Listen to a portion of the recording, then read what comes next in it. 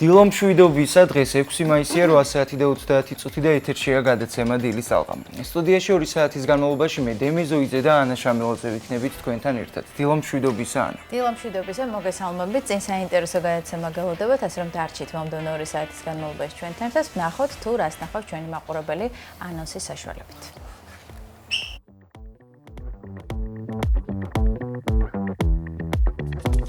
1856 წლის 6 მაისს ავსტრიელი ნევროპათოლოგი, ფსიქიატრი, ფსიქოლოგი, ფსიქოანალიზის ფუძემდებელი ზიგმუნდ ფროიდი დაიბადა. მართლმადიდებლური სამყარო კი ყოველი წლის 6 მაისს წმინდა გიორგის ხსენების დღეს აღნიშნავს.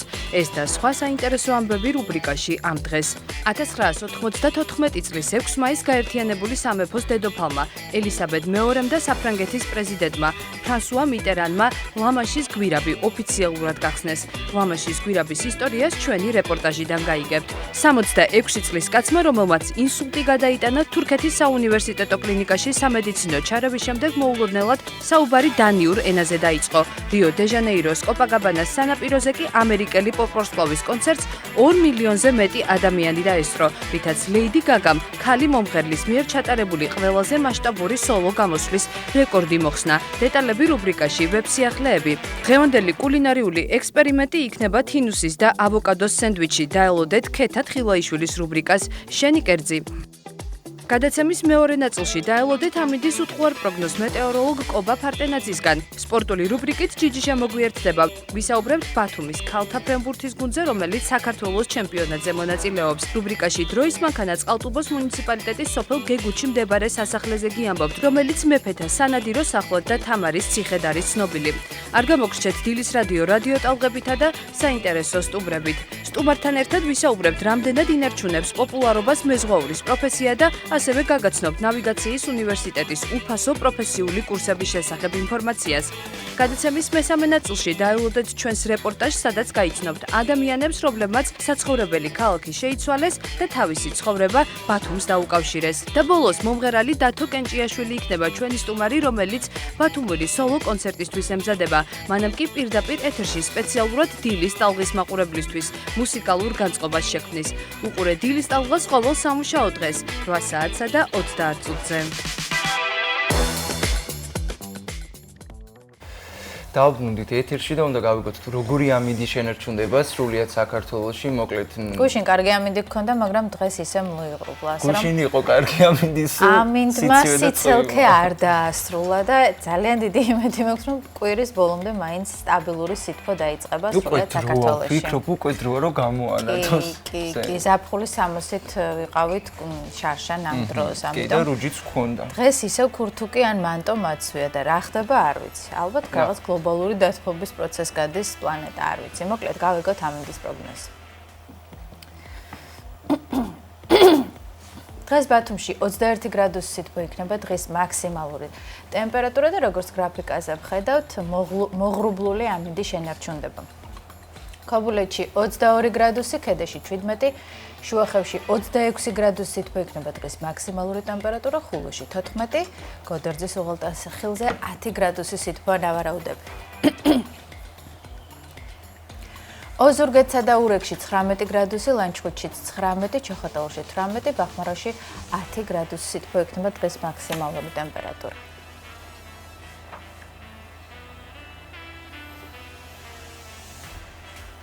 ფოთში 19 გრადუსამდე გათბება ჰაერი, ანაკლიაში 18 გრადუსია დღეს მაქსიმალური ტემპერატურა, სოხუმში 21, ზუგდიდში 20 გრადუსი სითბოა ნავარაუდები. კოპიტნარსა და ქუთაისში 20 გრადუსი სითბო, ხოლო საირმეში 15 გრადუსამდე გათბება ჰაერის ტემპერატურა. მესტიაში 15 გრადუსია დღეს მაქსიმალური ტემპერატურა, ბორჯომში 17, ბაკურიანში 13, ხოლო აბასთუმანში 14 გრადუსი სითბოა დღეს მაქსიმალური ტემპერატურა და გრაფიკაზე ვხედავთ, რომ ნალექის სახით წვიმა მოსალოდნელი, ახალციხეში 18, გორში 17, ცხინვალში 16 გრადუსი იქნება დღეს მაქსიმალური ტემპერატურა, ხოლო თელავში 15 გრადუსი სითბოა ნავარაუდები. რაც შეეხება დედაქალაქს, დღეს თბილისში 19 გრადუსამდე გათბება ჰაერი და თბილისშიც დრო გამოშვებით იწვიმებს. აი ესეთი ამის პროგნოზი. კადრში კი ვხედავთ ჩვენი ბულვარის მიმდებარედ ზღვის სანაპიროს და მოღრუბლული ამინდია, როგორც თავში აღნიშნე ჩვენს ქალაქში. თუ როგორ განვითარდება მოვლენები კვირის ბოლომდე და უფრო დეტალურ ინფორმაციას, რა თქმა უნდა, ცოტა მოგვიანებით კობა ფარტენაძე მოგვაწვდის. კი მოკლედ და ეხლა რომ უყურებთ ზღვის კადრს, ერთი სული მოქვს როდის დათბება რომ გავცრო, რადგან ძალიან მომენატრა. და დაველოდოთ ეს დროც. კი ნამდვილად ეხლა კი უნდა გავაგრძელოთ მომდევნო რუბრიკის დროა ჩვენს ეთერში და უნდა გავიგოთ 6 მაისის ვალუტის ოფიციალური კურსი.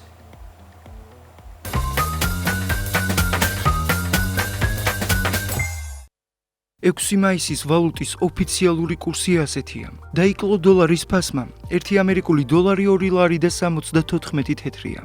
6 მაისს 1 ევრო 3 ლარად და 11 თეთრად შეიძენთ. დღევანდელი მონაცემებით ბრიტანული გირვანქა სტერლინგი 3 ლარი და 65 თეთრი ეღირება. ხოლო თურქული ლირა 7 თეთრი. დაიკლო ბიტკოინის ფასმა. 1 ბიტკოინის ღირებულება 259,516 ლარს შეადგენს. დღევანდელი მონაცემებით 1 ეთერიუმს 4,975 ლარად შეიძენთ. 1 BNB კი 1,621 ლარი ეღირება.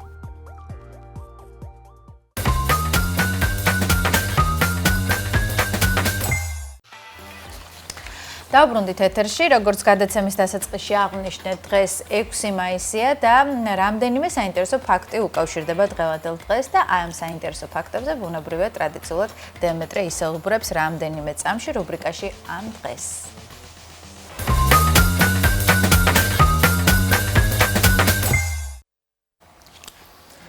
მართლმადიდებლური სამყარო დღეს გიორგობას აღნიშნავს. ჩვენს ქვეყანაში წმინდა გიორგის ხსენების დღე წელიწადში ორჯერ აღინიშნება 23 ნოემბერს და 6 მაისს.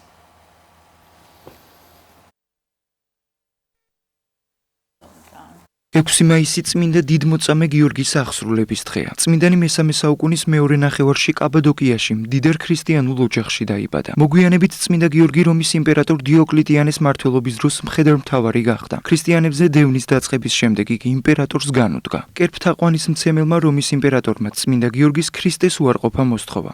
უფლის შეწევით წმინდა გიორგი მრავალი სატანჯველი დაითმინა, მათ შორის ბორბალზე გაგვრა. მისი თხოვნით უფალმა მიცვალებული მკვდრეთით აღადგინა. წმინდანს 303 წელს თავი მოკვეთეს. წმინდა გიორგი 30 წლის ასაკში ეწამა. იგი ეკლესიის ისტორიაში შევიდა როგორც ძლევამოსილი და უძლეველი ზეციური მხედარი. მართლმადიდებლური ეკლესია წმინდა გიორგის ხსენების დღეს ორჯერ აღნიშნავს. 23 ნოემბერს მისი ბორბალზე წამების დღეა. ამ უკანასკნელ დღესასწაულს ქართული ეწოდება, რადგან სხვა ეკლესიებში საქართველოდან გადავიდა.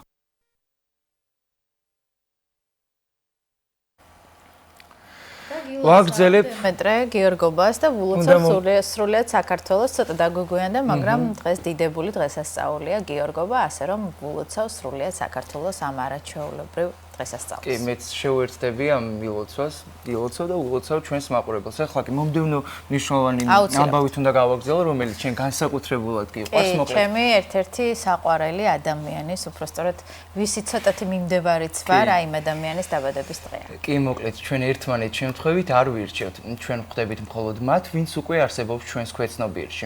ასე ფიქრობდა ზიგმუნდ ფროიდი, რომელიც 1856 წლის 6 მაისს დაიბადა.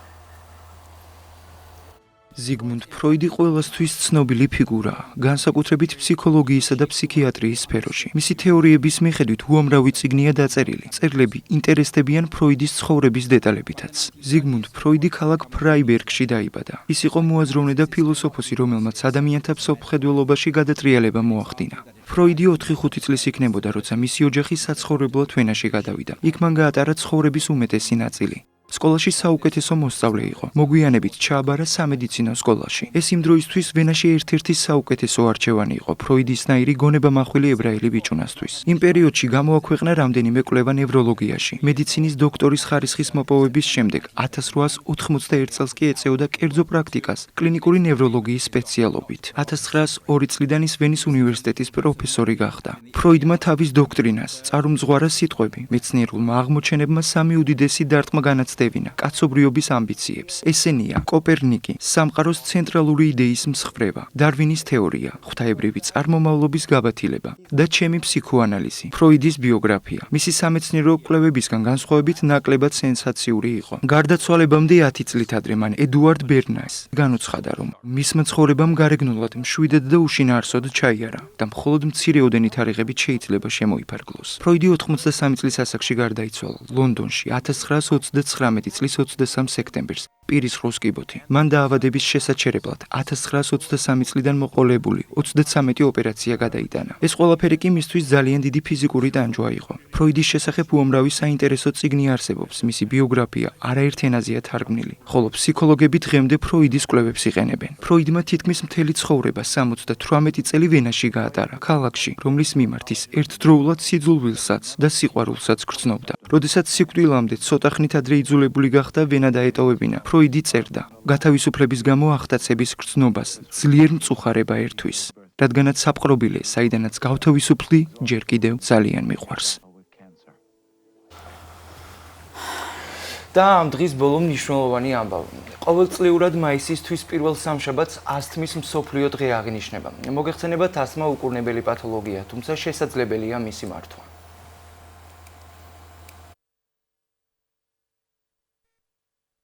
ასთმის მსოფლიო დღე პირველად აღინიშნა 1998 წელს, როცა ბარსელონაში ჩატარდა გლობალური შეხვედრა ასთმის შესახებ, რომელშიც მონაწილეობა მიიღო მსოფლიოს 35 ქვეყნის წარმომადგენელმა. მონაწილეთა რიცხვი წლიდან წლამდე იზრდებოდა და დღეისთვის ასთმის მსოფლიო დღე გადაიქცა ასთმის შესახებ ინფორმაციისა და განათლების მიღების მნიშვნელოვან ღონისძიებად მსოფლიოში.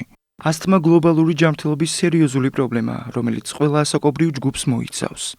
მიუხედავად იმისა, რომ ასთმის აბსოლუტური განკურნება არ არსებობს საკმაოდ ეფექტური მკურნალობის მეთოდები, რომლებიც ხელს უწყობს სიმპტომების შემცირებას და პაციენტებს ეხმარება ჯანსაღი და უკეთესი ცხოვრებით იცხოვროს.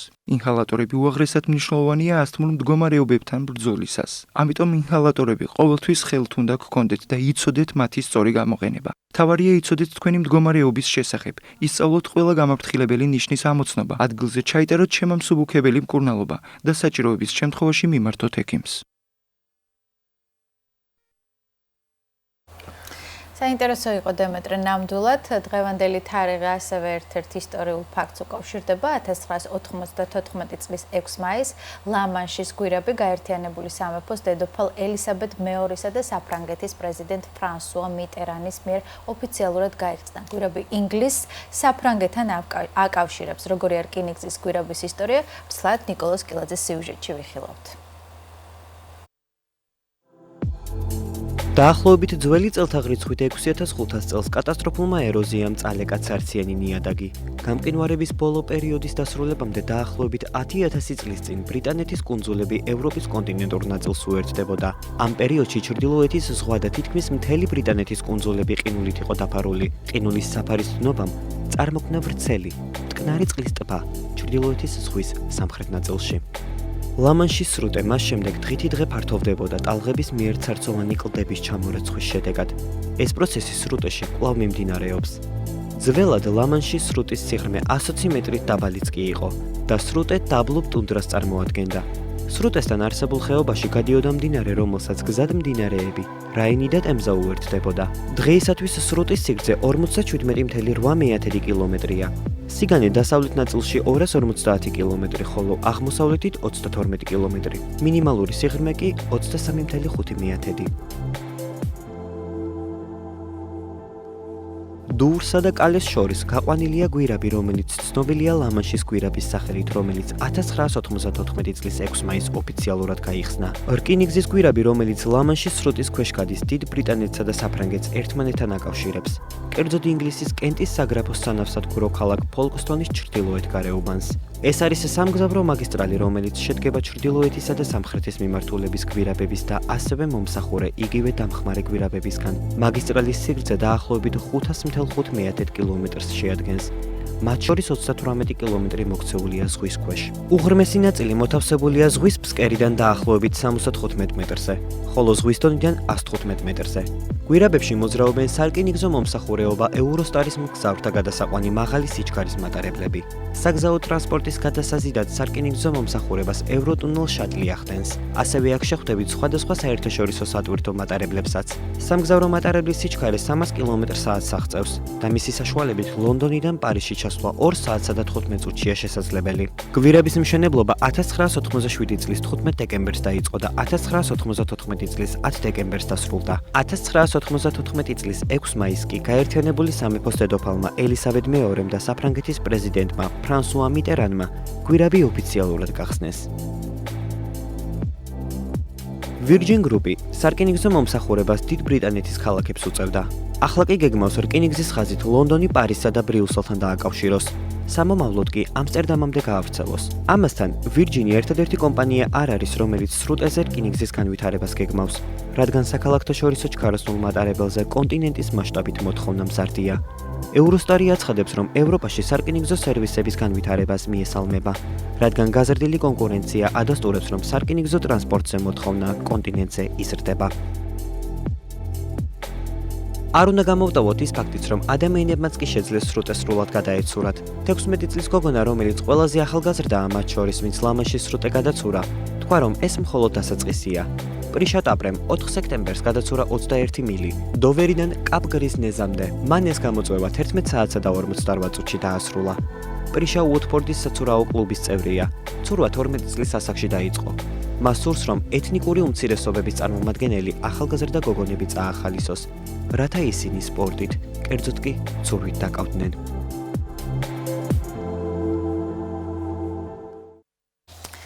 საინტერესო იყო, მადლობა ნიკოლას. ჩვენ კი დრო არის შევიხედოთ ინტერნეტ სივრცეში და ვნახოთ თუ რომელი თემებია ყველაზე აქტუალური რუბრიკაში ვებსიახლეები.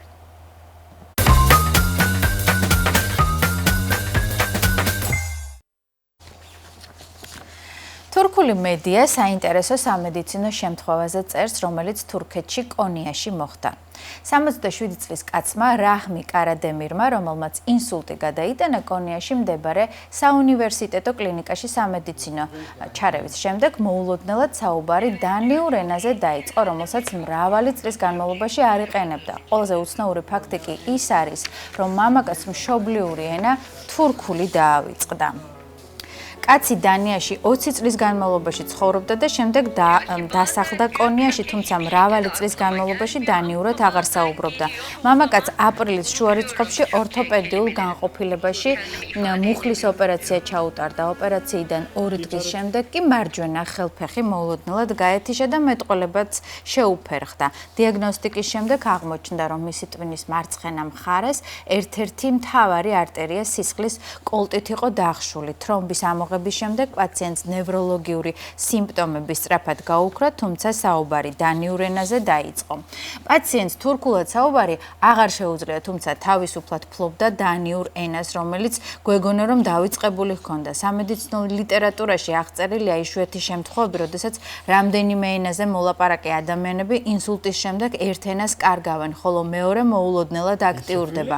ამბობს თურქულ გამოცემაში ანადოლუსთან კლინიკის პროფესორი გოხან ოზდემირი. ექიმი ამბობს, რომ მოსალოდნელია პაციენტმა მოკლე ხანში სრულად აღედგინოს თურქული ენა. რაჰმი კარადემირის შვილი ამბობს, რომ მამამის დანიურად მრავალი წლის განმავლობაში არ უსაუბრია. როდესაც მან დანიურად დაიწყო ლაპარაკი, შოკირებულები დაურჩით და კიდევ უფრო გაგვაკვირვა იმ ფაქტმა, რომ მას ესმის თურქული, მაგრამ საერთოდ არ შეუძლია საუბარი. რაჰმი კარადემირმა თავად ახსნა სიტუაცია შვილის თარგმანის დახმარებით.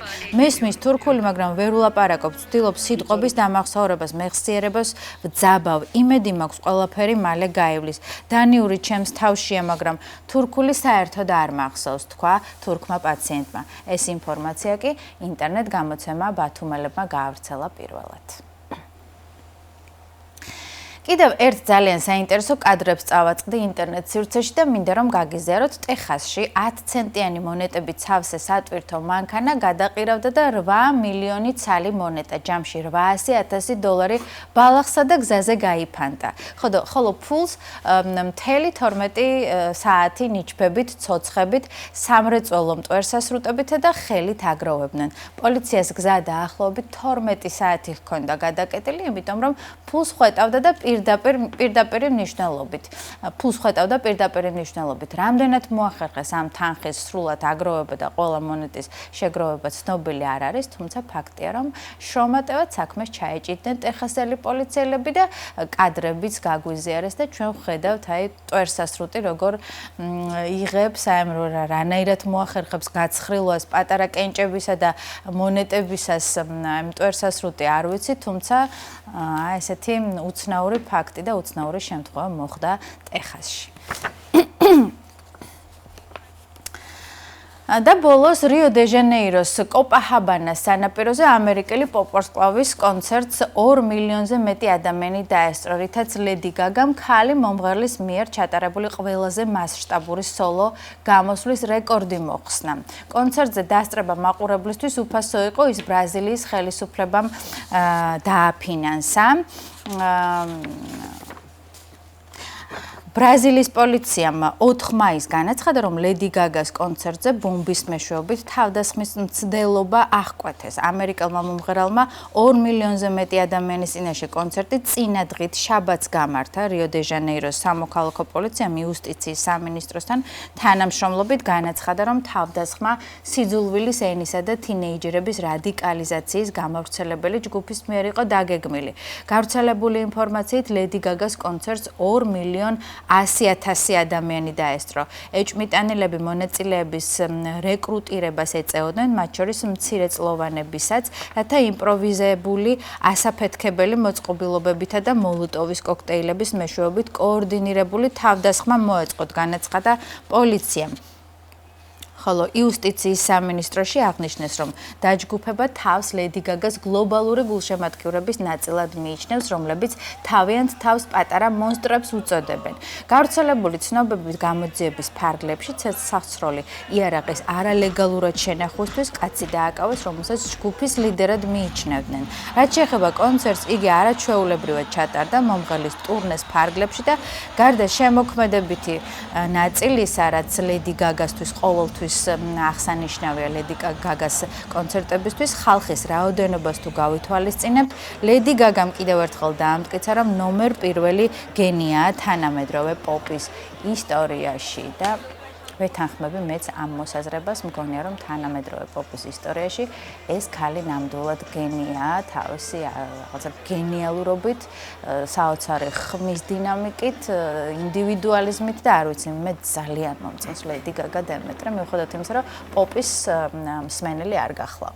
კი მეც განსაკუთრებულად მომწონს და როგორც ერთ ინტერვიუში განაცხადა, ძველ ჟანრს უბრუნდება ისევ და აი ამიტომ ყავს სიბნელეს უბრუნდებიო, ასე თქვა, მიუხედავად იმისა, რომ სცადა სინათლეში განეგრძო თავისი შემოქმედება, მიხვდა, რომ აი ეს სიბნელე უყვართ მასში, მის მსმენელს. რეალურად ხომ მაგით რეალურად ბნელია. რეალურადაც ბნელია, რა თქმა უნდა, მაგრამ რეალურად ხომ პოპულარობა იმ სიმღერებით მოიპოვა, რომელიც ყველაზე მეტად გვიყვარს. შემდეგ რაღაც ვითო ჟანრი შეცვალა, მაგრამ ისევ დაუბრუნდა და კი ხედავ რა მასშტაბის კონცერტი გამართა ლეგენდარულმა მომღერალმა. კი ბატონო და ამასობაში დრო არის სამზარეულოში შევიხედოთ და ნახოთ თუ როგორი გემრიელი კერძი უნდა მოგვემზადოს ქეთა თხილაიშვილმა თინუსისა და ავოკადოს სენდვიჩი. კი მოგეხსენებათ, ცნობილია რომ ავოკადო მაღალი კვებით ღირებულებით გამოირჩევა, ამ პროდუქტს უამრავი სასარგებლო თვისება გააჩნია, იგი 20-მდე სახეობის ვიტამინს შეიცავს, აწესრიგებს კუჭნაწლავის სისტემას, ხელს უწყობს კანის და თმის სტრუქტურის გაჯანსაღებას და ასევე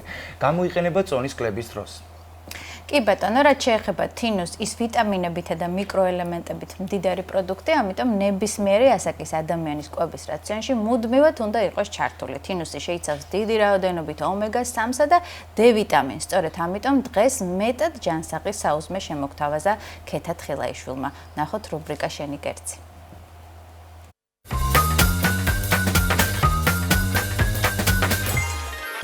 გამარჯობა, როგორ ხართ? მე ვარ ქეთა თხილაშვილი და დღეს მოგივზადეთ ავოკადოს და თინუსის სენდვიჩს. ძალიან გემრიელია და ძალიან მარტივად მზადდება. ჩამოგეჭრით ახლა ინგრედიენტებს. დაგჭირდება თინუსი, რა თქმა უნდა, ყველი, პესტოს соуსი, მაიონეზი, სასურველიად ვიქნება სახლში დამზადებული, ასევე დაგჭირდება მწვანილი, ხახვი, პომიდორი, ავოკადო და გახუხული შავი პური. მარილი და ასევე წიწაკების მიქსი, რომელიც თითქმის ყველა რუბრიკაში გამოვიყენეთ. ახლა ავიღოთ ჭამი. და შიგნით ჩავყაროთ თინუსი. თინუსი წვენგაწურულია.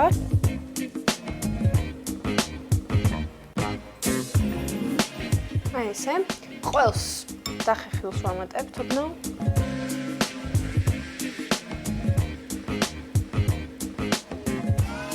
ახლა მაიონეზი, დაახლოებით 2 სუფრის კოვზი.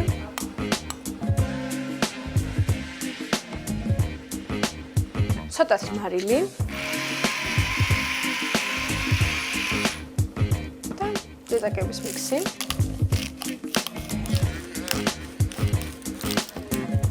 ახლა ეს ყველაფერი კარგად შევურიოთ ერთმანეთს.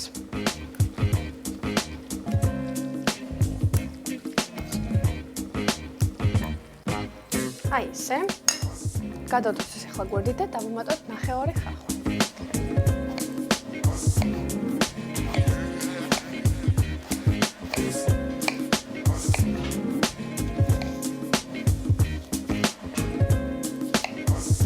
აი ესე. და გადავიტანოთ ჯამში.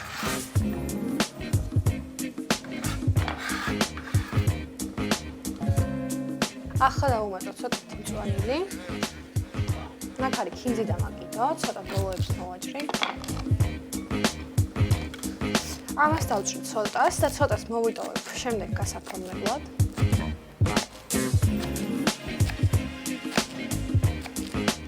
ესეც ჯამში გადაგვაქვს.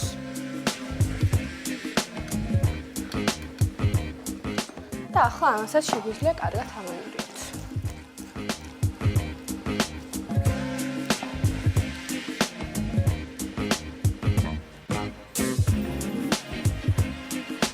ესეც ასე. ახლა დავჭრათ ავოკადო.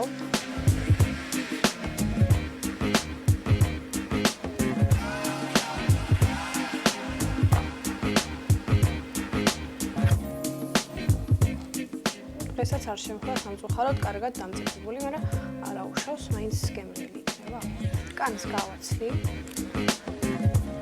ესეც ასე ავოკადო გავარჩიეთ, ახლა ძალიან ხელნაწილებად დავჭრით.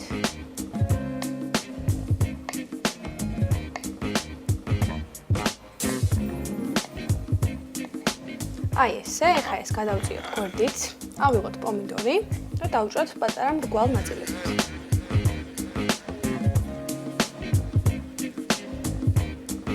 აი ესე, ახლა დავჭრით ცოტათი მწვანილს.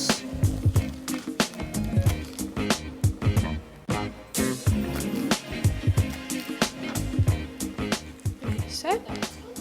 და დავიწყოთ სენდვიჩების აწყობა. ავიღოთ პური. ჯერ წავუსვათ პესტოს соуსი.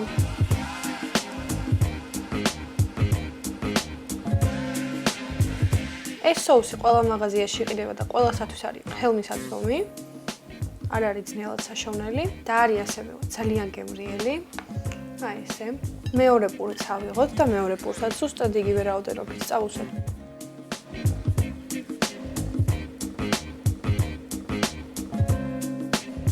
აი ესე. ახლა ჩვენი წინასწარ გამზადებული თინუსი თანაბრად დავაწყოთ ესე პურზე. ახლა დავაწყოთ ავოკადო.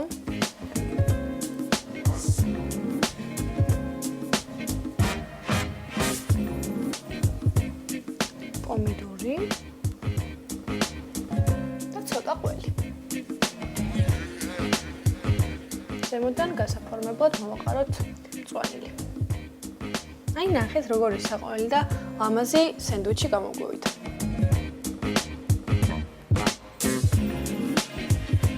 ავაწყოთ ახლა იგივენაირად მეორეც.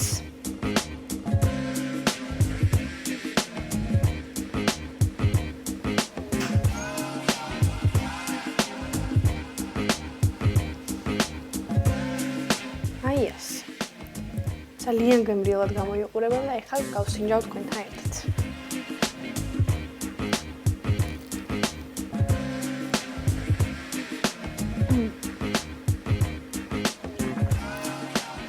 სასწაულია პირდაპირ გეუბნებით. აუცილებლად მომზადეთ და ეს თინუსის სალათი ცალკე უგემრიელესობაა და ეს შეგიძლიათ უბრალოდ ისეთ მიირსვათ, ისეთი გემრიელია. აუცილებლად გაუზიარეთ ეს რეცეპტის ხვებსაც და მომდევნო რუბრიკამდე დაგემშვიდობებით კეთილი სურვილებით ნაყოფის.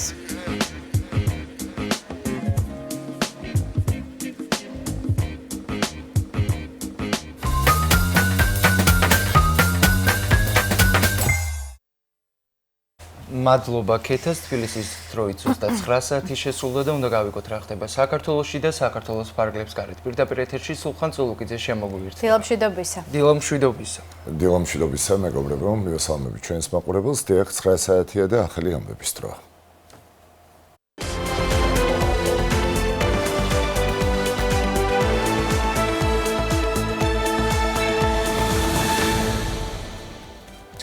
ქართული ოცნება ყრილობის ჩასატარებლად ემზადება პოლიციების ხდომაზე დეტალები დაზუსტდა და გადაწყვეტილებაც მიიღეს. კონსულტაციები უკვე მიმდინარეობს. უახლოეს დღეებში პარტია რეგიონულ კონფერენციებს იწყებს. ხვალ 7 მაისს კი გაფართოებული ყრილობა გაიმართება, სადაც ქართული ოცნების ახალ თავმჯდომარესა და მცირედი, თუმცა შეცვლილ პოლიციების წევრებს წარადგენენ. საბჭოს ყოფილმა თავმჯდომარე ირაკლი ღარიბაშვილმა პოლიტიკიდან წასვლის შესახებ 25 აპრილს განაცხადა.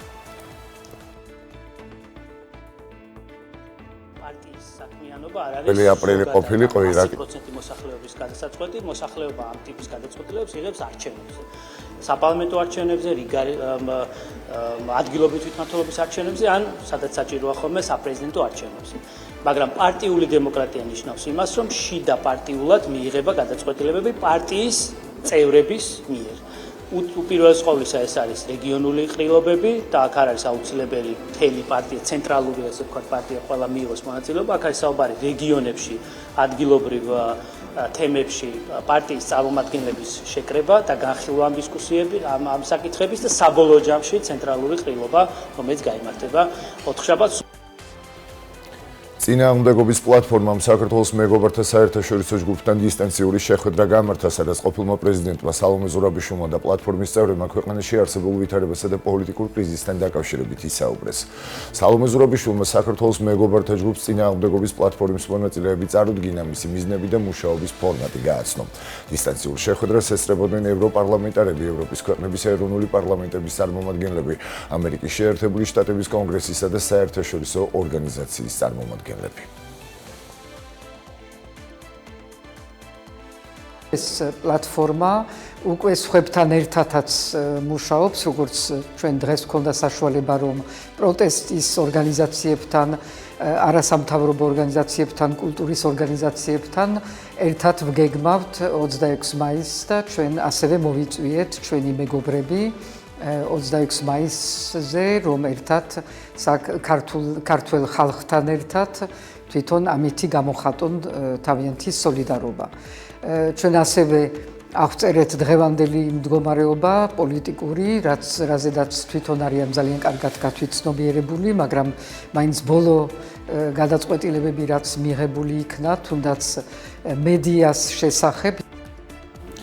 დიპლომატიური სამსახურის ფასეულობებსა და პრინციპებს ახალი ნორმები ემატება, რომელთა დაცვაც დიპლომატიურ სამსახურში დასაქმებულ პირთათვის სავალდებულო იქნება.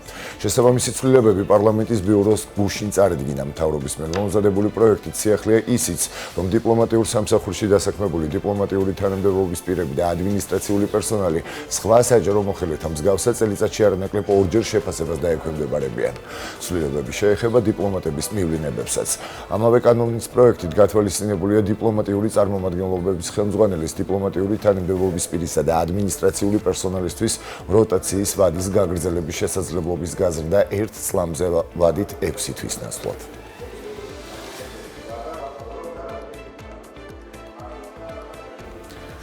სასკოლო ექსკურსიების წესში ცვლილებებია ახალი რეგულაციის მიხედვით მანძილთან დაკავშირებული შეზღუდვა მოხსნილია და შესაბამისად ორდღიანი ექსკურსიების მოწყობაც ნებადართულია.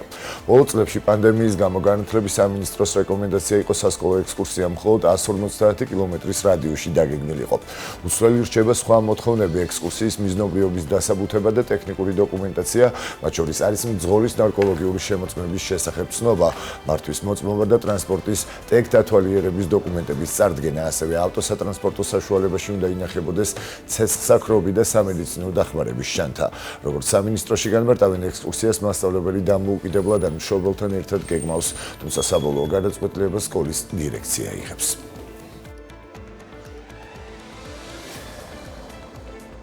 დღეების რაოდენობა ესე არ არის კონკრეტულად რამდენი დღით, უბრალოდ ეს მხოლოდ ჩანაწერში იკითხება ის, რომ 500 კილომეტრის და მეტის გავლის შემთხვევა თუ არის და ექსკურსია იგეგმება ძალიან დიდ მანძილზე, ან აჭარბებს 500 კილომეტრს, მაშინ მძღოლს ვალდებულება აქვს თან ყავდეს გამოცდილი შესაბამისი კვალიფიკაციის დამხმარე მძღოლი, როდესაც სასკოლო ექსკურსია იგეგმება, სკოლა არის პასუხისმგებელი მშობელთან და მასწავლებელთან ერთად, რა თქმა უნდა, ვინც აორგანიზებს და ამ წესების დაცვა სავალდებულოა და ეს, რა თქმა უნდა, ამ წესების უგულებელყოფა იწვევს შემდგომ უკვე შესაბამის პასუხისმგებლობას.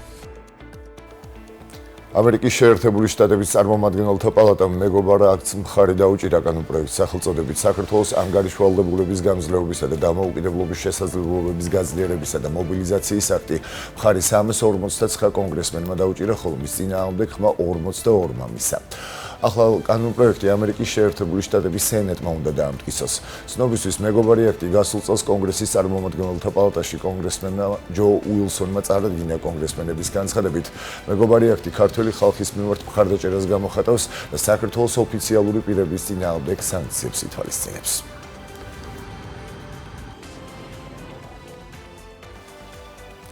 რუსეთის საჰაერო თავდაცვის სისტემებმა 19 დრონი გაანადგურეს, რომლებიც მოსკოვზე თავდასხმას ცდილობდნენ. ინფორმაციას რუსული მედია მოსკოვის მერზე სერგეი სობიანინზე დაყრდნობით ავრცელებს. მისი ინფორმაციით ერთ-ერთი უპილოტო საფრენი აპარატის ნამსხვრევები კარიშსკოეს გზატკეცილზე ჩამოვარდა.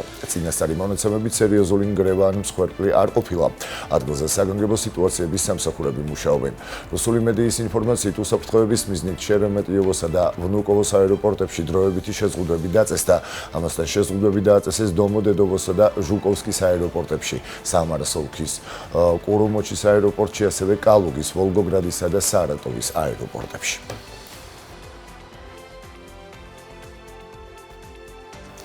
ისრაელმა იემენის სააპორტო ქალაქი ჰოდეიდა დაბომბა. ამ შესახებ ინფორმაციას გამოცემა The Times of Israel ოფიციალურ პირებზე დაყრდნობით ავრცელებს. ამასთან გამოცემა Axios-ის ინფორმაციით ისრაელმა იემენზე სარაკეტო იერიშები ვაშინგტონთან კოორდინაციით განახორციელა. შეგახსენებთ, რომ გუშინ ჰუსიტებმა იემენიდან ისრაელის ბენ-გურიონის აეროპორტს ბალისტიკური რაკეტით დაარტყეს, რის გამოც აეროპორტი 1 საათით დაიხურა.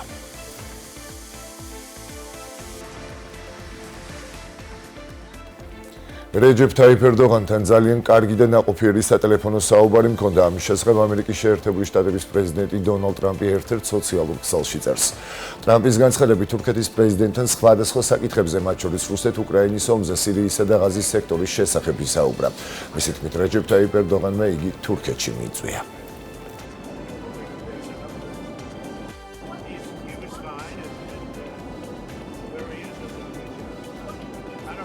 ეს იყო ჩემს ხელთ არსებული ბოლო ინფორმაცია. ამ და სხვა სიახლეებით კი პირდაპირ ეთერში 10 საათზე დავბრუნდებით. დაგველოდეთ დროებით. მადლობა სულხან, 10 საათამდე გემშვიდობებით. ჩვენ კი შევახსენოთ მაყურებლებს, ვინც ახლა შემოგვიერთდა და თქვენ უყურებთ. გადაცემა დილის ალღა სტუდიაში მე დემეზოვიცე და ანა შამილაძე ვმუშაობთ. გახლავართ. ეხლა კი ვნახოთ გადაცემის მეორე ნაწილის ანონსი და მალე დავბრუნდით.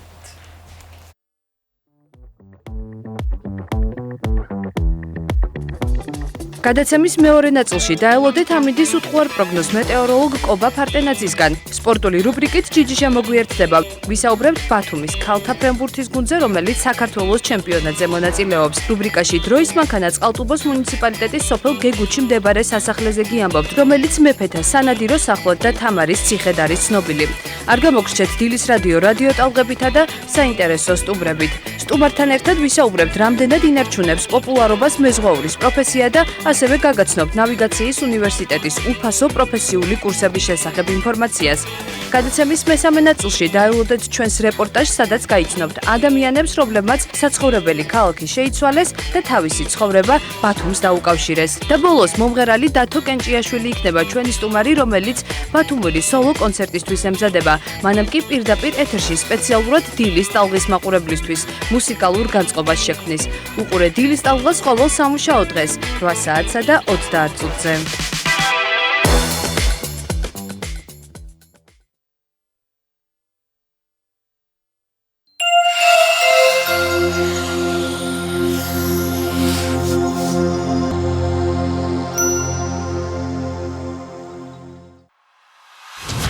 პირველად დავით კენჭიაშვილის გრანდიოზული ტურნე.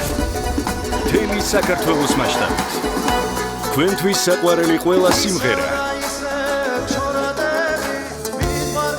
და საქართველოს ყველა დიდი ქალაქი.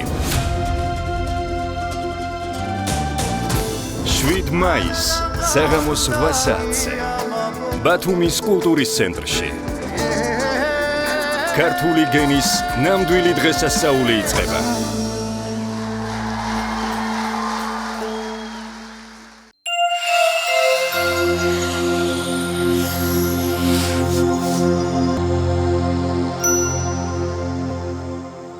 დაუბრუნდით ეთერში და როგორც გადაცემის დასაწყისში აღნიშნე, კობა ფარტანაძე უტყუარი ამინდის პროგნოზით უნდა შემოგვერდეს და გვამცნოს როგორი იქნება დღევანდელი ამინდის სრულიად საქართველოში. კობა დილა მშვიდობისა. დილა მშვიდობისა, კობა.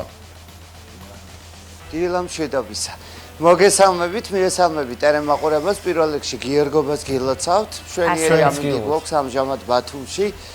ტემპერატურაც კარგი გვაქვს და დღის განმავლობაში უმეტესად უნალექო და ძირითადად მზიანი ამინდია მოსალოდნელი ჩვენს ქალაქში. საქართველოს დანარჩენ ნაწილზე კი სანაპირო კურორტების გარდა შესაძლებელია დღის მეორე ნახევარში ხანმოკლე წვიმა.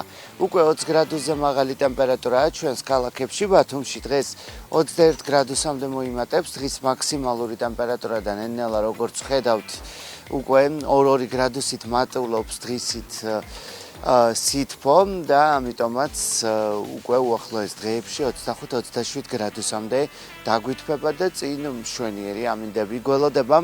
ქობულეთში 22 გრადუსი იქნება დღეს და ასევე უმეტესად უნალექო ამინდი. ქედაში 17, შუახევში 16 და ხულოში 14 გრადუსია მოსალოდნელი და ხანმოკლე წვიმა. გოდერძის უღელტეხილზეც ხანმოკლე წვიმა იქნება და +10 გრადუსი დაფიქსირდება. რაც შეეხება ოზურგეთს და ურეკს, ასევე ლანჩხუთს დღეს დრო გამოშვებით მოიმატებს ღრუბლიანობა, +19 გრადუსი იქნება და შესაძლებელია გვიან საღამოს ხანმოკლე წვიმა. დღის უმეტესი ნაწილი კი იქნება უმეტესად უნალექო. ბახმაროში დღეს +10 გრადუსი ხანმოკლე წვიმა, ფოთში 19, ანეკლიაში 18, სოხუმში 21, ზუგდიდსა და ქუთაისში, ასევე კოპიტნარში კი +20 გრადუსი იქნება და გვიან საღამოს ასევე გაწვიმდება, შესაძლებელია ელჭექი.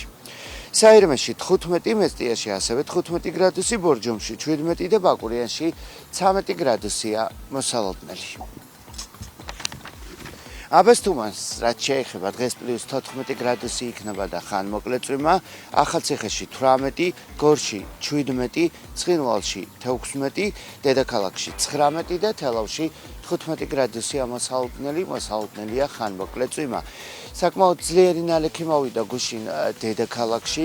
დღეს შესაძლებელია დღის მეორე ნახევრამდე ასევე აღმოსავლეთ საქართველოში ხანმოკლე წვიმა იყოს ძლიერი ხასიათის და უკვე ხვალიდან აღმოსავლეთ საქართველოშიც გამოიდარებს და უახლოეს დღეებში საქართველოში თბილი ამინდია მოსალოდნელი, ძირითადად მზიანი დღეები, ასე რომ ნელ-ნელა როგორც ხედავთ დაგვისტაბილურდა ამინდი და ნელ-ნელა ასევე მივდივართ გაზაფხულისკენ, რომელსაც ასე ნატრობს და ამ სამკვირიანი გაოდრების ფონზე მოგვენატრა. მოკლედ თბილი დღეები, ამიტომაც ეს ნანატრი პერიოდი იწყება უკვე ახლა და გისურვებთ რა თქმა უნდა მაქსიმალურად ტკბობას ამ ნეიტრალური ტემპერატურით.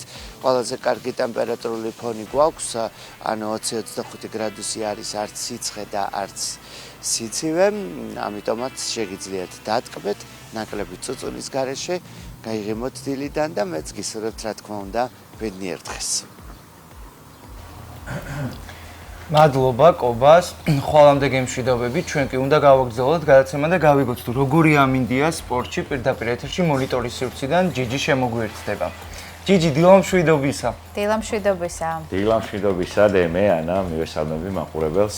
საინტერესო თემაზე ვიწყებ საუბარს და მოკლედ თქვენს ყურადღებით მომისმინეთ და მაყურებელსაც ხოლმე მოკლედ ვიყუროს. დილის დაღაში სპორტის დრო. გისმენთ.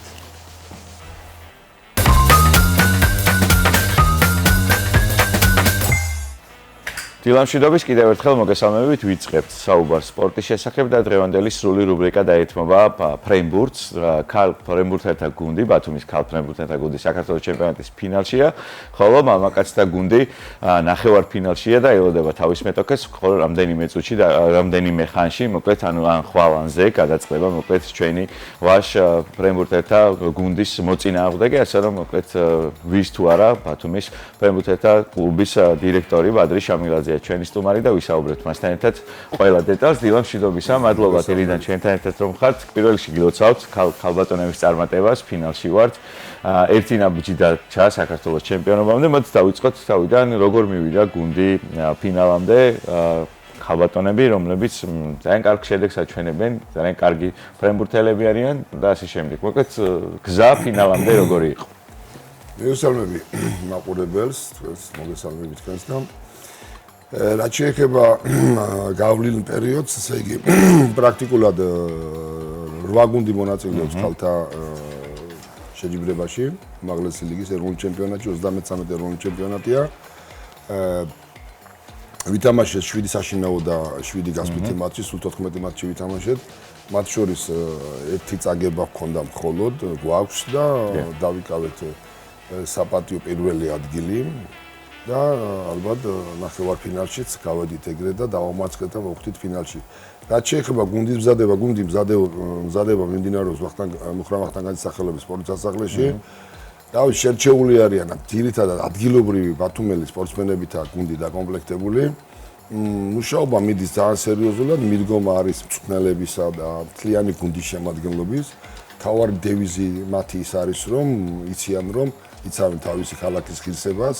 და აქვს ის პასუხისმგებლობა, რომ უნდა დადონ მაქსიმუმი, რომ ბათუმი იყოს ერთ-ერთი წამყვანი ჩვენს რეგიონში. ნახევარფინალურ შეხვედრაში თბილისის გუნდი დავამარცხეთ, მე როგორც იცი, გასვლითი შეხვედრაც მოვიგეთ და შინ თამაშიც წარმატებით დასრულდა. ამ თამაშების შესახებ რო გითხრა, ამდენად რთული მეტოქე ყავდა გუნდს და ფინალში ევროპის უნივერსიტეტია ბათუმის მეტოქე, ამ გუნდის შესახებ ვისაუბროთ, ამდენად ვიცით შესწავლილი ყავს უკვე მეტოქე. რაც შეეხება ნახევარფინალურ შეხვედრას, მე ნამდვილად ვიტყვი, რომ თბილისის გუნდი საკმაოდ სერიოზული და კარგი კოლექტივია, კაი გუნდია.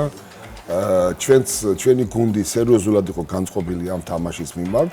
მიმდინარეობდა სერიოზული მზადება, რა ვიცი, თვითონ სპორტსმენებიც და თვითონ მწვრთნელთა შემადგენლობაც ამას ძალიან სერიოზულად უდგებოდა და პრაქტიკულად თბილისში პირველი მატჩი ჩავატარეთ 3-0 მოიგეს გოგონებმა, აჩვენეს მსხვილვალი თამაში. მე თვითონ ვესწრებოდი ამ მატჩთან, ვიყავი რა ვიცი, ძალიან ამაყი იმისთვის, რომ ის თამაში იყო მოედანზე რაღაც ერთ-ერთი საუკეთესო. განმეორებითი მატჩის. ბათუმში ცოტა ვინერვიულეთ, ხო? ხო, ბათუმში ცოტა გვანერვიულეს, იმიტომ რომ ცოტა ისე თავდაჯერებული იყვნენ ალბათ, რომ პირველი სეტი ცოტა არ გამოვიდა რაღაცა. სახლის ფაქტორის ნერვიულობა. სახლის ფაქტორი ხო, იქ მაყურებელი, ეს აჟიოტაჟი რაღაცა, ცოტა მაინც იმოქმედა ალბათ დასაწყისისთვის. პირველი მატჩი, პირველი სეტი ცოტა ისე დამთავრდა წავაგეთ, მეორე დაძაბული იყო, მაგრამ უკვე შემდეგ ჩვენმა გოგონებმა ნახეს თავისი ადგილი და მათ ანგარიში დამთავრდა 3-1 ჩვენი გამარჯვებით. მეტოქეზე რო ვისაუბროთ ფინალში ევროპის უნივერსიტეტი თუ ვიცით მე. კი, ევროპის უნივერსიტეტი ვიტყოდი რომ ალბათ ვინაიდან ფინალშია, ისიც ერთ-ერთი სერიოზული გუნდია, ანგარის გასაწევი ძალაა, კარგი გუნდია, ნამდვილად ვიტყვი და კარგი თამაში იქნება, სერიოზული თამაში იქნება, ფინალი ჩატარდება ალბათ თბილისში, სპორტის სასახლეში. ერთი მატჩი გადაწყვეტავს ბედს. და მე ვფიქრობ, რომ რა ვიცი, ჩემი ახლა მოსაზრებით მე ასე მივთვლი, რომ ჩემი ფავორიტი არის ბათუმი. ხო, ფავორიტი არის ბათუმი რა. ბათუმი არის წელს ძალიან კარგი კოლექტივი, კარგი მომზადებული და რა ვიცი, ვიბრძვით ჩემპიონობისთვის და თქვენ სელექცია ახსენეთ, რომ ბათუმელებით არის ძირითადად დაკომპლექტებული. რამდენად არის? თაობა რამდენად მოდის? როგორი იშება ჩვენი გუნდი და ასე შემდეგ. თავარი პრიორიტეტი ამ სელექციაში არის ის, რომ ძალიან კონტინგენტი არის ძალიან გაზრდილი. ანუ თუ ადრე დადიოდა თქვათ 50-60, ახლა 5ჯერ და 10ჯერ გაზრდილია, 300-400 მოსწავლემდეა ბავშვები ჩართული ამ სახეობაში.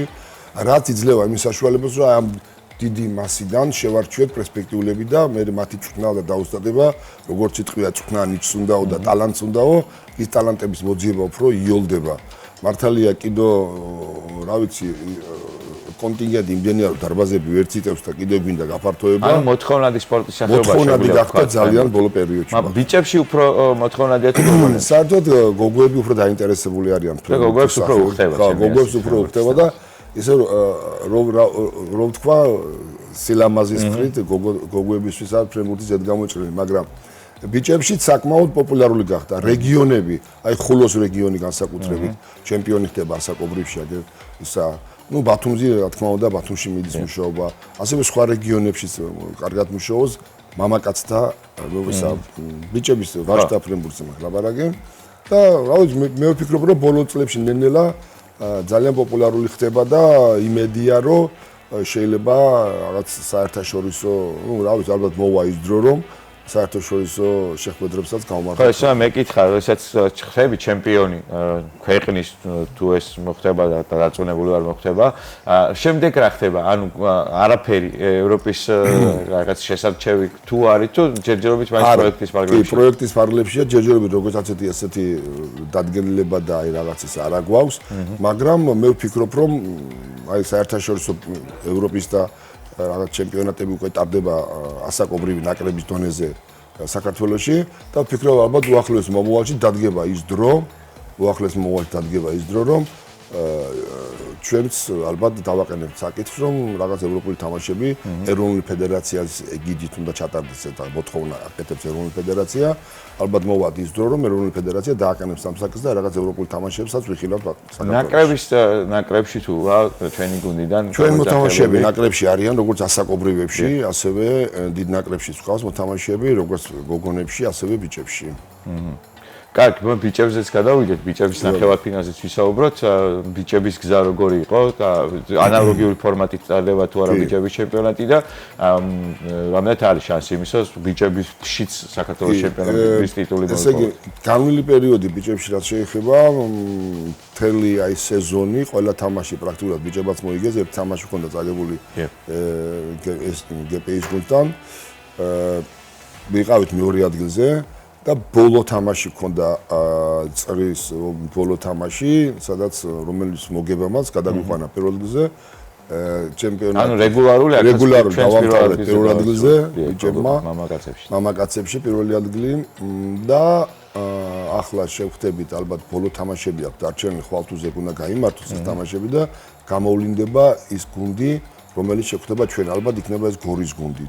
ან ცაგერი ან გორი ახლა ზუსტად დაზუსტებით ვერ გვექნება. აქ როგორ ხდება ან სახრი გარეთ თამაშია თუ საერთოდ საქართველოს ჩემპიონატი დანიშვნით მიმდინარეობს, მაგრამ ბათუმს ვინაიდან გააჩნია ესეთი ლამაზი ინფრასტრუქტურა, მეტი თამაში ჩვენ საშინაო თამაშები გავმართეთ, პრაქტიკულად თითქმის ყველა საშინაო თამაში ერთი გუნდი მივიღეთ, შემდეგ გასვლები ვითამაშეთ. ხო, და მეკითხა ინფრასტრუქტურაზე, საკმაოდ ლამაზი სპორტის სახეობა ჩვენს ქალაქს ძალიან უხდება, ამ კუთხით ავითარება რეგიონში სპორტის სასახლე გვაქვს, მაგრამ ის თაობა, რომელიც უნდა ავსებდეს ძირითად გუნდს, ამ ხრივ რა ხდება, სად ემზადებიან, ძირითად სკოლის ბაზებზე ხდება მომზადება თუ არის მაგალითად წრე, რომელიც სპორტის სასახლეში არის? კი ბატონო, აი რაც შეეხება ქალთა ნაკრებ გუნდებს, მუხრამახტანგის სპორტის სასახლეში ძირითადად ლოკაცია მათი და იქ ვარჯიშობენ. მამაკაცების გუნდი ვარჯიშობს ერთ-ერთი სკოლის შენობაში, მაგრამ პერიოდულად გვიწევს ქირაობა, ვარჯიშების ჩატარება და შეჯიბრებების ჩატარება აი სპორტის სასახლეში, სადაც კალათბურთი მიმდინარეობს. სადაც ძირითადი გუნდი თამაშობს თუ რაღაც კომპანია, რომელიც ამას ასე ქვია და ძირითადი თამაშებს ვატარებთ აი სპორტის სასახლეში, რომელიც არის გასაგები. გარდა იმისა, რომ დარბაზში თამაშობენ ფრენბურთს, ძალიან უხდება ამ ქალაქს ქვიშის ფრენბურთი და ძალიან უხდება მე ჩემთვის მაგალითად მე შარშან აღმოვაჩინე სპორტს, რომ თოვლშიც თამაშობენ ფრენბურთს. ყველა მიმართულებაში ბათუმის გუნდი იღებს მონაწილეობას, მოდი დავიწყოთ ქვიშის ფრენბურთით. ამ მიმართულებით რა ხდება, რამდენად არის პროგრესი. რაც შეეხება ასე, საერთოდ ქვიშის ფრენბურთი ალბათ ერთ-ერთი ულამაზესია კიდევ. ძალიან ლამაზია. ქვიშაზე, ზღვაზე, მით უმეტეს გოგონების და ასევე ბიჭებიც. რა ვიცი, მთელ პლიაჟს ალამაზებს ეს სახეობა, განსაკუთრებით, აი, ყველა სახეობას პატივს ვაგებ, მაგრამ ფრენბურთი რომ თამაშობს. ეთანხმები სულიათო პლიაჟზე ფრენბურთი არის ყველაზე ლამაზი სახეობა. ლამაზი სახეობა და ჩვენი გოგონები ბევრი ტურნირები ტარდება, აჭარის ფედერაცია ატარებს ძალიან ბევრ ასაკობრივ ღონისძიებს, ისეთ ღონისძიები ტარდება და საქართველოს ეროვნული ჩემპიონატიც ჩვენი კლუბიდან შარშან მონაწილეობდა 2 წყვილი, რომლებმაც ფინალში შეხვდნენ ერთმანეთს. და გოგონების ერთმა გუნდმა ჩვენმა მოიგო პირველი ადგილი და ერთმა გუნდმა მეორე ადგილი. ანუ დომინაცია მაინც ოქრო და ვერცხლი ორივე ჩვენი. დომინაცია მაინც ჩვენი რეგიონის გუნდებს აქვს. ასევე მამაკაცთა გუნდებიც კარგად ასპარეზობენ, მამაკაცთა გუნდებშიც ჰქონდა საპრიზო ადგილი და რაც შეეხება თოვლის ფრენბურთს, ეს რა ვიცი, ახალი ცოტა დამწყები სახეობაა და ესეთი, მაგრამ ძალიან საინტერესოა. წელს ჩვენმა გოგოებმა საპრიზო ადგილი დაიკავნენ თოვლის ფრენბურთში ბაკურიანში. ბიჭებმა უბრალოდ ნახევარფინალში გამოითიშნენ, იმიტომ რომ ერთ-ერთმა ჩვენმა წამყვანმა მოთამაშე ტრავმა მიიღო და მოგვიწია ტურნირის დატოვება. კი ბატონო, მოკლედ, მე მგონი ყველაფერზე ვისაუბრეთ და ბოლოს მაინც გითხავთ ფინალი არ ვიცი ჯერ არის იქნება, მაგრამ მაისის 14-15 ალბათ სადღაც ესე იქნება. მე როგორც ვიცი სავარაუდოდ 14-ში ან 15-ში აი ამ რიცხვებში იგეგმება თბილისში სპორტის სასახლეში და რა ვიცი იქნება კარგი თამაში და ვისაც შესაძლებლობა ექნება და თუ დაესწრება ამ თამაშებს ძალიან კარგი იქნება და ბევრი ბათუმელი ცხოვრობს თბილისში და მოუწოდოთ აქედან რომ აუცილებლად გეტყვით გაგაგებინეთ ზუსტ დროს და თარიღს და შესაბამისად ჩვენი რეგიონის გუნდია და კარგი იქნებათ გოგონებს გვერდში დაუდგებით და უგულშემატკივრებთ. მე დარწმუნებული ვარ ისეთი მაგარი ფრენბურთელებით არის გუნდი დაკომპლექტებული რომ აუცილებლად წელს ოქროს მედლები ბათუმში ჩამოვიდეს. ვიტყვი რომ როგორც ჩვენი გუნდისთვის იქნება სასარგებლო თქვა მაყურებლები, ასევე მე ვფიქრობ რომ მაყურებლებისთვისაც იქნება სასიამოვნო რომ აი ორ მატჩს დასწრენ და როგორ თქვა დატკბენ აი ამ თამაშში. მოკლედ, კიდევ ერთხელ წარმატებას უსურვებ ჩვენ ქალ ფრენბურთელთა გუნდს ფინალში ევროპის უნივერსიტეტის წინააღმდეგ თამაში და აქვე პირობას ავიღებ, როდესაც მედლებით ჩამოხვალთ, ოქროს მედლებით სტუდიაში გელოდებით, მოკლედ საქართველოს ჩემპიონის სტატუსით.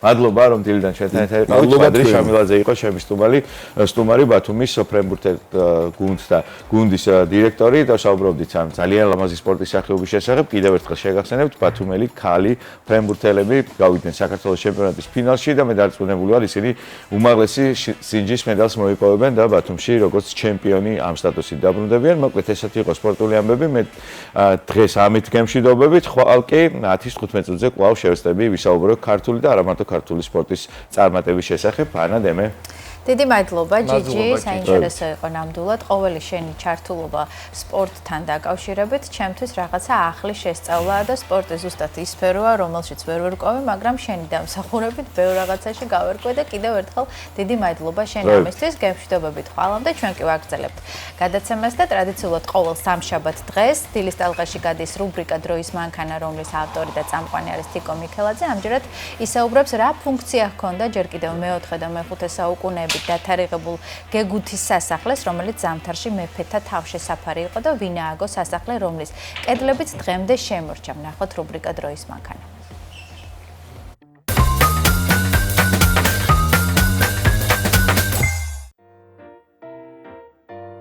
გეგუთის სასახლე, სადგურის ზამთართ მეფეთა. ასე უწოდებს მას ცნობილი ისტორიკოსი ვახუშტი ბაგრატიონი. საისტორიო ცნობების მიხედვით ეს სასახლე ჯერ კიდევ მე-8 საუკუნეშიც კი არსებობდა. 2014 წელს ამ ტერიტორიაზე არქეოლოგიური გათხრები ჩატარდა. არქეოლოგიური სამუშაოების დაწყებამდე ჩვენ ქართულ ისტორიოგრაფიაში დამკვიდრებული იყო აზრი, რომ გეგუთში ჩვენ გვაქვს 3 სამშენებლო ეტაპი. მე-8 საუკუნის ეგრეთ წოდებული ბუხრიანი ოთახი, ეგრეთ წოდებული სანადიროს, რომელიც როგორც ფიქრობდნენ აქამდე იყო აი ამ სანადიროდ წამოსული მეფეების დროებითი თავშესაფარი თქვა, წვიმის დროს, უამინდობის დროს, შესვენებისთვის და ასე შემდეგ. და რომელსაც შემდეგ მოყვა გიორგი მესამისა და თამარის დროს აი ამ აგურის სასახლების მშენებლობა. და მესამე ეტაპი ჩვენ ვიცით წერილობითი წყაროებით, რომ უნდა იყოს იმერეთის მეფეების მშენებლობა, როდესაც იმერეთის სამეფო შეიქმნა დასავლეთ საქართველოში, დავით ნარინის მემკვიდრეების, დათარიღებული არ არის ზუსტად დაახლოებით გვიანის შუაშუა, ალბათ ასე დაახლოებით მე-15, მე-16, მე-17 საუკუნეები, ეს დასავლეთის ფლიგელი აით, რომელიც ქვით არის იქ ნაშენები. ეს სამი ეტაპი ვიცოდით. გათხრება, ასე ვთქვათ, თავდაყირა დააყენა ეს ქრონოლოგია და სტატიგრაფია, იმიტომ აღმოჩნდა მერვე საუკუნეზე უფრო ძველი ფენები და შიგნით კიდევ მოგვიწია უფრო ვიწრო ქრონოლოგიური ჩარჩოების გამოყოფა. აქნაპოვნი ნაგებობათა ნაშთებიდან ყველაზე ძველი ახალი წელთაღრიცხვის მე-4 საუკუნით თარიღდება. გარდა ამისა, არქეოლოგიურმა გათხრებმა ცხადყო, რომ ეს სასახლე სავარაუდოდ რიონის პირა კუნძულზე აგებულ თავდაცვით ნაგებობას წარმოადგენდა. ის ფაქტი, რომ აქ მრავალი წლის განმავლობაში რიონი ჩამოედინებოდა, გასულ წელს ჩატარებულმა გეოფიზიკურმა კვლევებმაც დაადასტურა. სასახლის გარშემო ის როგორც ჩანს აკეთებდა ესეთ მუხლს, ნახევარ მუხლს და შემდეგ ეს მუხლი გადაჭრილი იყო არხით და ხელოვნური კუნძული გაკეთებული. აი იმ კუნძულზე იყო ის მე-4 საუკუნის ციხესიმაგრის ნაშთი. სპეციალისტთა ვარაუდით, მე-4, მე-5 საუკუნეებში ამ ციხესიმაგრის ფუნქცია ქუთაისისკენ მიმავალი სამდინარო გზის დაცვა იყო. აქ გვხვდება ასევე მე-6 საუკუნით დათარიღებული სწორკუთხა ციხესიმაგრე, რომელიც ბიზანტიურ სტილში თლილი ქვითაა ნაშენები. არქეოლოგები და ისტორიკოსები ვარაუდობენ, რომ ეს ციხესიმაგრე მე-8 საუკუნეში მურვან-ყრუს შემოსევებისას გაუნადგურებიათ, რომლის სასტიკი კვალიც დანგრეული ციხის კედლებზე დღემდე შეიმჩნევა. შევიდეთ თავდარბაზში.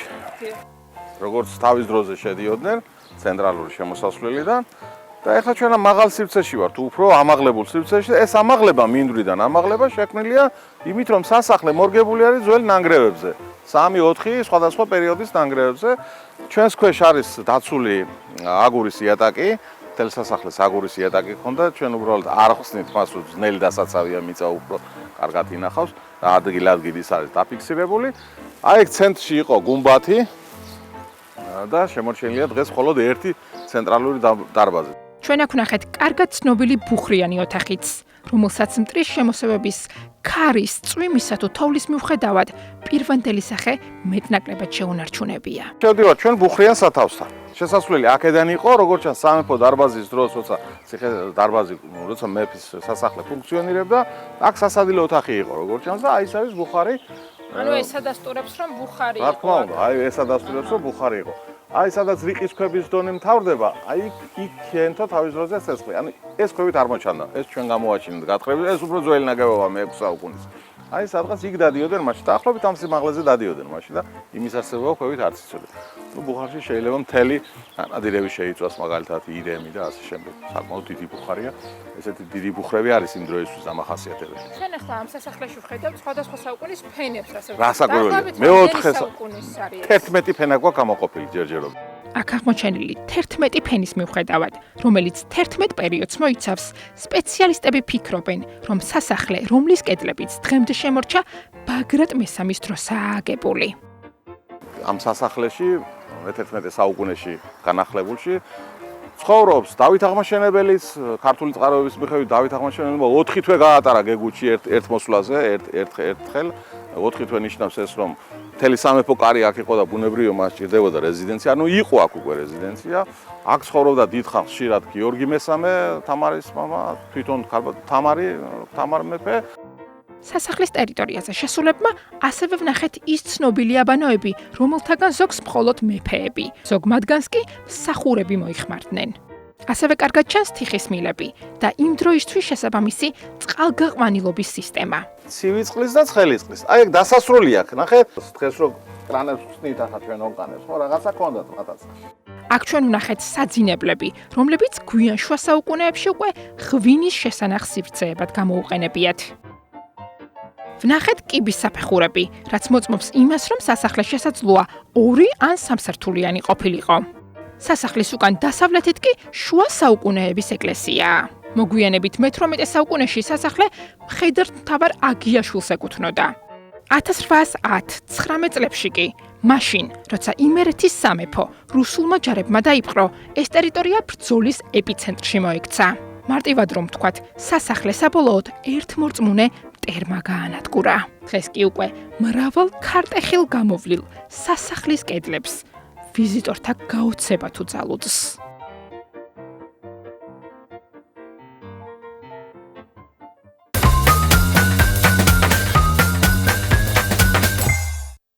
დავბრუნდით ეთერში, მადლობა თიკო მიქალძეს, ეხლა დილის ტალღის მაყურებელი რადიო ტალღაზე უნდა გადაიწყოს პირდაპირ ეთერში ილო შავიშვილი და თეონა ზედანია შემოგვიერთდება.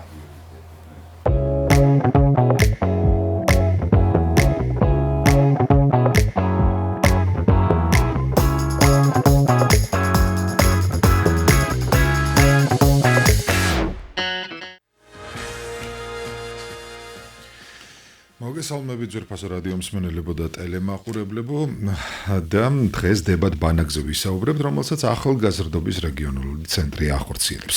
რა შესაძლებლობებს თავაზობს დებატ ბანაკი მასში მონაწილეობის მსურველებს, ამას ჩვენი სტუმრისგან გავიგებთ. დღევანდელ გადაცემაში ჩვენი სტუმარია მარიამ სალუქვაძე, ახალგაზრდობის რეგიონული ცენტრის პროექტების სამსახურის უფროსი. მარიამ, მოგესალმებით. მადლობა რომ ხართ ჩვენთან ერთად.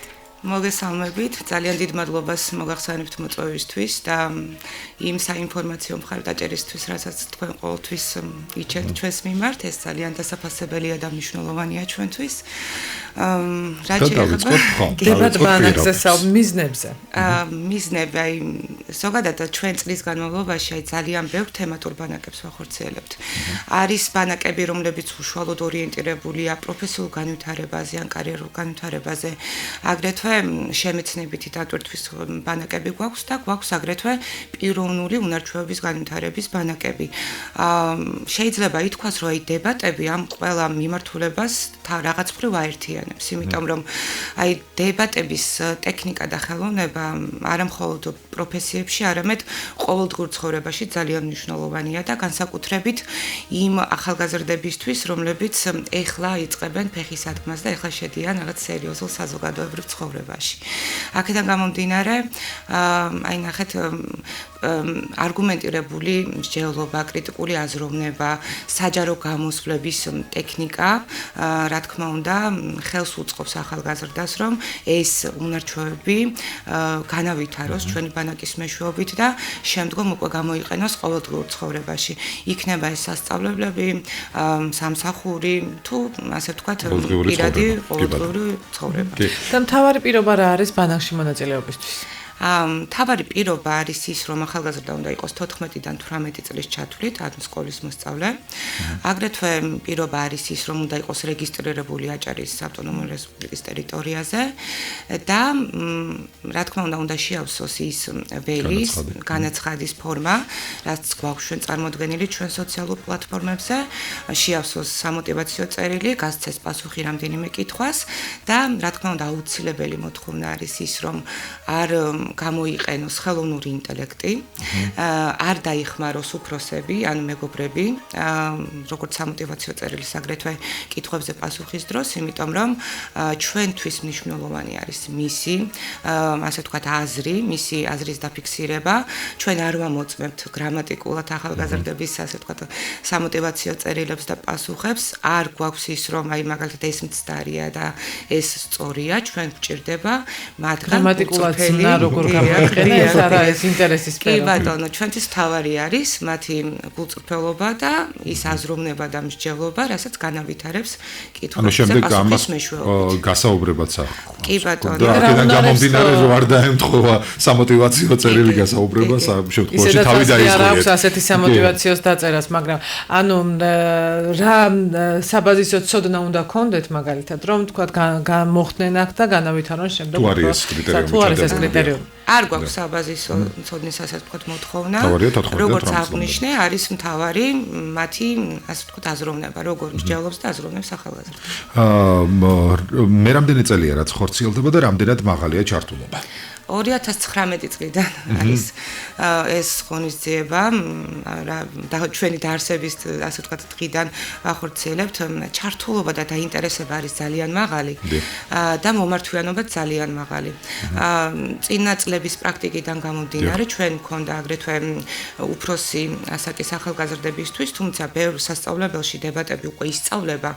ამიტომ მომართვიანობა შედარებით ნაკლები იყო, ამიტომ გადავწყვიტეთ, რომ წელს კონკრეტულად სკოლის მოსწავლეებისთვის ყოფილიყო აღნიშნული ღონისძიება. რამდენ მონაწილეზეა გათვლილი? დებატების სტრუქტურიდან გამომდინარე 24 ახალგაზრდა უნდა შეირჩეს. ამიტომ ან ძალიან ბევრი განაცხადი შემოდის ხოლმე, ჯერ არ ვიცით, იმიტომ რომ 12 მაისს სრულდება განაცხადების მიღება და 12-ში გვეცოდინება უკვე რეალურად რამდენი ახალგაზრდა დარეგისტრირდება აღნიშნულ ბანაკზე, თუმცა წინა წლებიდან გამომდინარე მინიმუმ 200 განაცხადს მაინც ველოდებით. და საბოლოო პასუხი როდის იქნება ბოდიში? საბოლოო პასუხი იქნება დაახლოებით 15 მაისს. თემატიკა როგორია, სწავლების ლოკაცია და სწავლების მიმდინარეობა, ეს მეთოდიკა. კი, ეს არის ინტენსიური კურსი, ერთკვირიანი კურსი, წყალტუბოში გაიმართება, გასვლითი ბანაკი არის. და რა თქმა უნდა მოიცავს დებატების ტექნიკებს, იქნება ეს კონსტრუქციული, ასე ვთქვათ, დისკუსიის წარმართვა, აგრეთვე არგუმენტების და კონტრარგუმენტების აგება, აგრეთვე საჯარო გამოსვლების ტექნიკების დახვეწა და თუ როგორ წარდგეს ახალგაზრდა თავდაჯერებით აუდიტორიის წინაშე, პრეზენტაბელურობა, რა თქმა უნდა. იქნება ეს თეორიული სწავლებები და ასევე ძალიან ბევრი პრაქტიკული სავარჯიშოები და სიმულაციური დებატებიც. გაიმართება აგრეთვე დებატების ჩემპიონატი შეჯიბრი, რომელშიც გამარჯვებული გუნდები და ინდივიდუალური მონაწილეები დაჯილდოვდებიან სიმბოლური პრიზებით. მენტორი ვინ იქნება?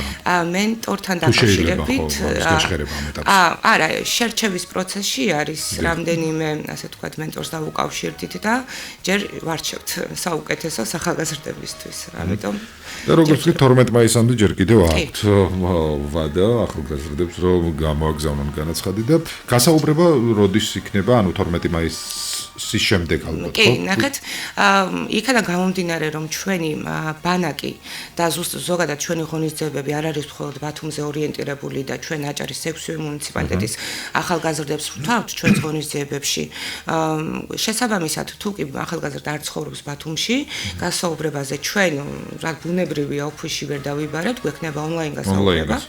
დიახ, ამიტომ ძალიან მარტივი არის მობილიზება ამ ყველაფრის 12 მაისის შემდეგ უკვე დაახლოებით 14 მაისს იქნება გასაუბრების ეტაპი და 15-ში უკვე დავუკავშირდებით გამარჯვებულ აპლიკანტებს. წარმატებებს გისურვებთ. მადლობა რომ იყავით ჩვენთან ერთად. დღევანდელი გადაცემის სტუმარი გახლდათ მარიამ სალუქვაძე, ახალგაზრდობის რეგიონული ცენტრის პროექტების სამსახურის უფროსი. დებატ კლუბზე ვსაუბრობდით, რომელიც ახალ ნაკადს მიიღებს 15 მაისს უკვე ეცოდინებათ. წარმატებები მარიამ, მადლობა რომ იყავით ჩვენთან ერთად. ტელემაყურებელს ვემშვიდობებით. რადიო მსმენელთან მალე დავუბრუნდებით.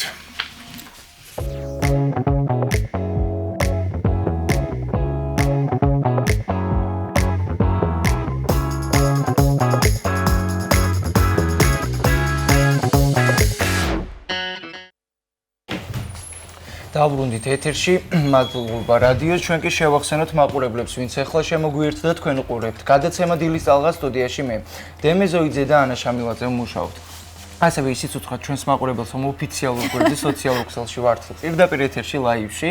გამოიწერეთ ჩვენი სოციალური ქსელები, ინსტაგრამი, ფეისბუქი, ტიკტოკი, ქართული ასოებით საძიებულში ჩავწეროთ დილის წალღა. იქ ამოვარდება ჩვენი ოფიციალური გვერდი და დაგვაfollow-ეთ, მოგწერეთ და ჩვენ აუცილებლად გიპასუხებთ. კი, აუცილებლად ამასობაში ჩვენი კოლეგა ლილიანა საითაძე უნდა შემოგვიერთდეს, საინტერესო ჩართვა მოგვიმზადა პირდაპირ ეთერში უკვე ლილიანა, დილამ შვიდობისა. დილამ შვიდობისა ლილი. სიმულაციის ოთახში იმყოფება ლილიანა და ძალიან მაინტერესებს, მე სხვათა შორის არ ვარ ნამყოფი და არ მაქვს მსგავსი ტიპის გამოცდილება და ამ ყველაფერზე უკვე ლილიანა თავად ისაუბრებს სწორედ ამ სივრციდან. დილამ შვიდობისა. დილამ შვიდობისა ლილი.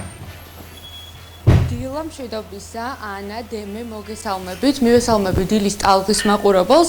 მე ხა ბათუმის ნავიგაციის სასწავლო უნივერსიტეტში ვიმყოფები, უფრო კონკრეტულად კი ერთ-ერთ ინოვაციურ სივრცეში, სიმულაციის ოთახში, სადაც თაობები მომავალი მეზღვაურებისა რეალურ პირობებთან მაქსიმალურად მიახლოებულ გარემოში იღებენ პროფესიულ გამოცდილებას. აქ მეზღვაურები, მომავალი მეზღვაურები სწავლობენ ნავიგაციას, გემის მართვას, ასევე მართვას საგანგებო სიტუაციებისა, როგორც რასწავარია უსაფრთხოდ, მაგრამ პრაქტიკულ გარემოში. მოკლედ, თუ როგორ ხდება სიმულაციის სწავლება და რამდენად მნიშვნელოვანია მისი გამოყენება სასწავლო პროცესში, ამაზე უფრო ვრცლად ვისაუბრებ ჩვენს სტუმართან. ზურა კეკელია, ჩვენთან დილიდან ინსტრუქტორი, დილა მშვიდობისა, კიდევ ერთხელ მოგესალმებით. ზურა, რამდენად რეალურია ეს ყველაფერი და რამდენად გავს ნამდვილი ზღვაოსნობის გამოცდილება სიმულაციის ოთახი? ანუ ეს სიმულაციის ოთახი მაქსიმალურად ასახავს რეალობას, რასთან ბრძოლა გვიწევს, ასე ვთქვათ, რასაც მე ზღვაურები უმკლავდებით. და ანუ ეს სიმულატორი იმის შესაძლებლობას აძლევს სტუდენტებს, რომ 99 და 99%-ით მიიღონ ის მაქსიმალური რეალისტური სურათი, რაც აქვთ გემზე. ჩვენ აქედან შეგვიძლია გემის მართვა, როგორც რეალურად ხდება, ზუსტად იგივეა გემზეც. და რავი, ეს ძალიან დიდი შესაძლებლობა ახალგაზრდა მეზღვაურებისთვის, რომ გააღრმავონ თავისი ცოდნა გემის მართვასთან დაკავშირებით. რა პრინციპით მუშაობს საზღვაო ნავიგაციის სიმულატორი და როგორ ხდება მისი გამოყენება სასწავლო პროცესში? და თან შეგვიძლია რომ ვაჩვენოთ კიდეც მაყურებელს თქვენი. ანუ ამის მუშაობის პრინციპი არის ეს, ფაქტიურად არის კომპიუტერი, რომელიც ჩვენ გადმოგცემს სურათს და რომლის მეშვეობით ჩვენ შეგვიძლია მართოთ გემი. ეს არის ტრანზას მარინისა და ვარცილას შერწყმის მიერ შექმნილი სიმულატორი. ეს არის მსოფლიოში პირველი და წამყვანი კომპანია, რომელიც ჩვენ გვაძლევს ამის შესაძლებლობას. ჩვენ შეგვიძლია ამინდის სიმულაცია, გემის, ანუ ამინდის პირობების გართულება, ჩვენ შეგვიძლია ნაირ-ნაირი გემის სახეობა ჩავრთოთ და გამოვიყენოთ და ვმართოთ. ანუ ფაქტიურად ახლა ჩვენ ვიმყოფებით ბოსფორის სრუტეში, ჩვენ შეგვიძლია ასევე ნებისმიერი სხვა დედამიწის წერტილი ავსახოთ. ჩვენ საჭესთან გვყავს ჩვენი სტუდენტი, მეზღვაური, გემი ახლა მოძრაობს 4 კვანძით, ანუ ახლა ჩვენ დავიწყეთ მანევრირება, ასე ვთქვათ. მოდით ცოტა გავეშუროთ წინ. ანუ როგორც გემზე ხდება, ჩვენ მე სავახტო თანაშემწე ვაძლევ ეგრეთ წოდებულ მატროს ან მეზღვაურს ბრძანებას, პორტ 20 ეგრე ხდება, ანუ ამ სიმულატორის მთავარი მიზანი არის, რომ მეზღვაურმა ისწავლოს ბრძანების აღქმა და ბრძანების სწორად და უსაფრთხოდ შესრულება. ეს არის ჩვენი მთავარი მიზეზი. ანუ გემზე როდესაც ავდივართ, პირველი რასაც ხედავთ არის safety first, ჩვენთვის უსაფრთხოება არის პირველ რიგში და ეს სიმულატორი ზუსტად ამის შესაძლებლობას გვაძლევს, რომ უსაფრთხოების დონე ავიყვანოთ მაქსიმალურ ლეველზე რა.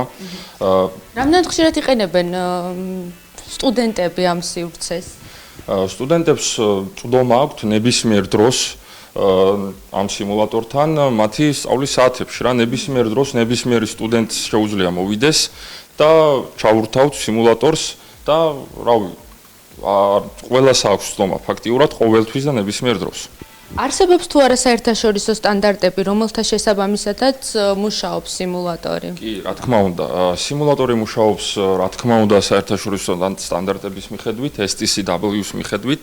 STCW არის მეზღვაურების სერტიფიცირების კონვენცია და ეს სიმულატორი არის DNV კლასის მიერ დამოწმებული. და რამდენად მნიშვნელოვანია, კიდევ ერთხელ უთხრა ჩვენს მაყურებელს, რამდენად მნიშვნელოვანია ეს ტექნოლოგია უსაფრთხო ნავიგაციისთვის მომზადებაში? ანუ მნიშვნელოვნების დონე არის 100%-ით მნიშვნელოვანია, იმიტომ რომ საზღვაო სფერო ყოველთვის წინ მიიწევს, დღითი დღე წინ მიიწევს და ჩვენ ვალდებული ვართ, რომ დავეწიოთ ამ ტექნოლოგიებს რა. და ყველაფერი ნახდება, როდესაც ნახდება ჩვენ ვალდებული ვართ, რომ გავანახლოთ, ას აგრეთვე და ეს გვაძლევს იმის საშუალებას, რომ დავეწიოთ წინსვლის პროცესი, იმიტომ რომ საზღვაო სფერო არის ერთ-ერთი ყველაზე მნიშვნელოვანი და დედამიწის მithumetes ჩვენს რეგიონში, მithumetes ჩვენს რეგიონში ბატონო. მოდი, მეც რომ ვცადო. რა თქმა უნდა, შეგიძლიათ. რა თქმა უნდა. ანუ დაახლოებით რო ამიხსნა რა ხდება?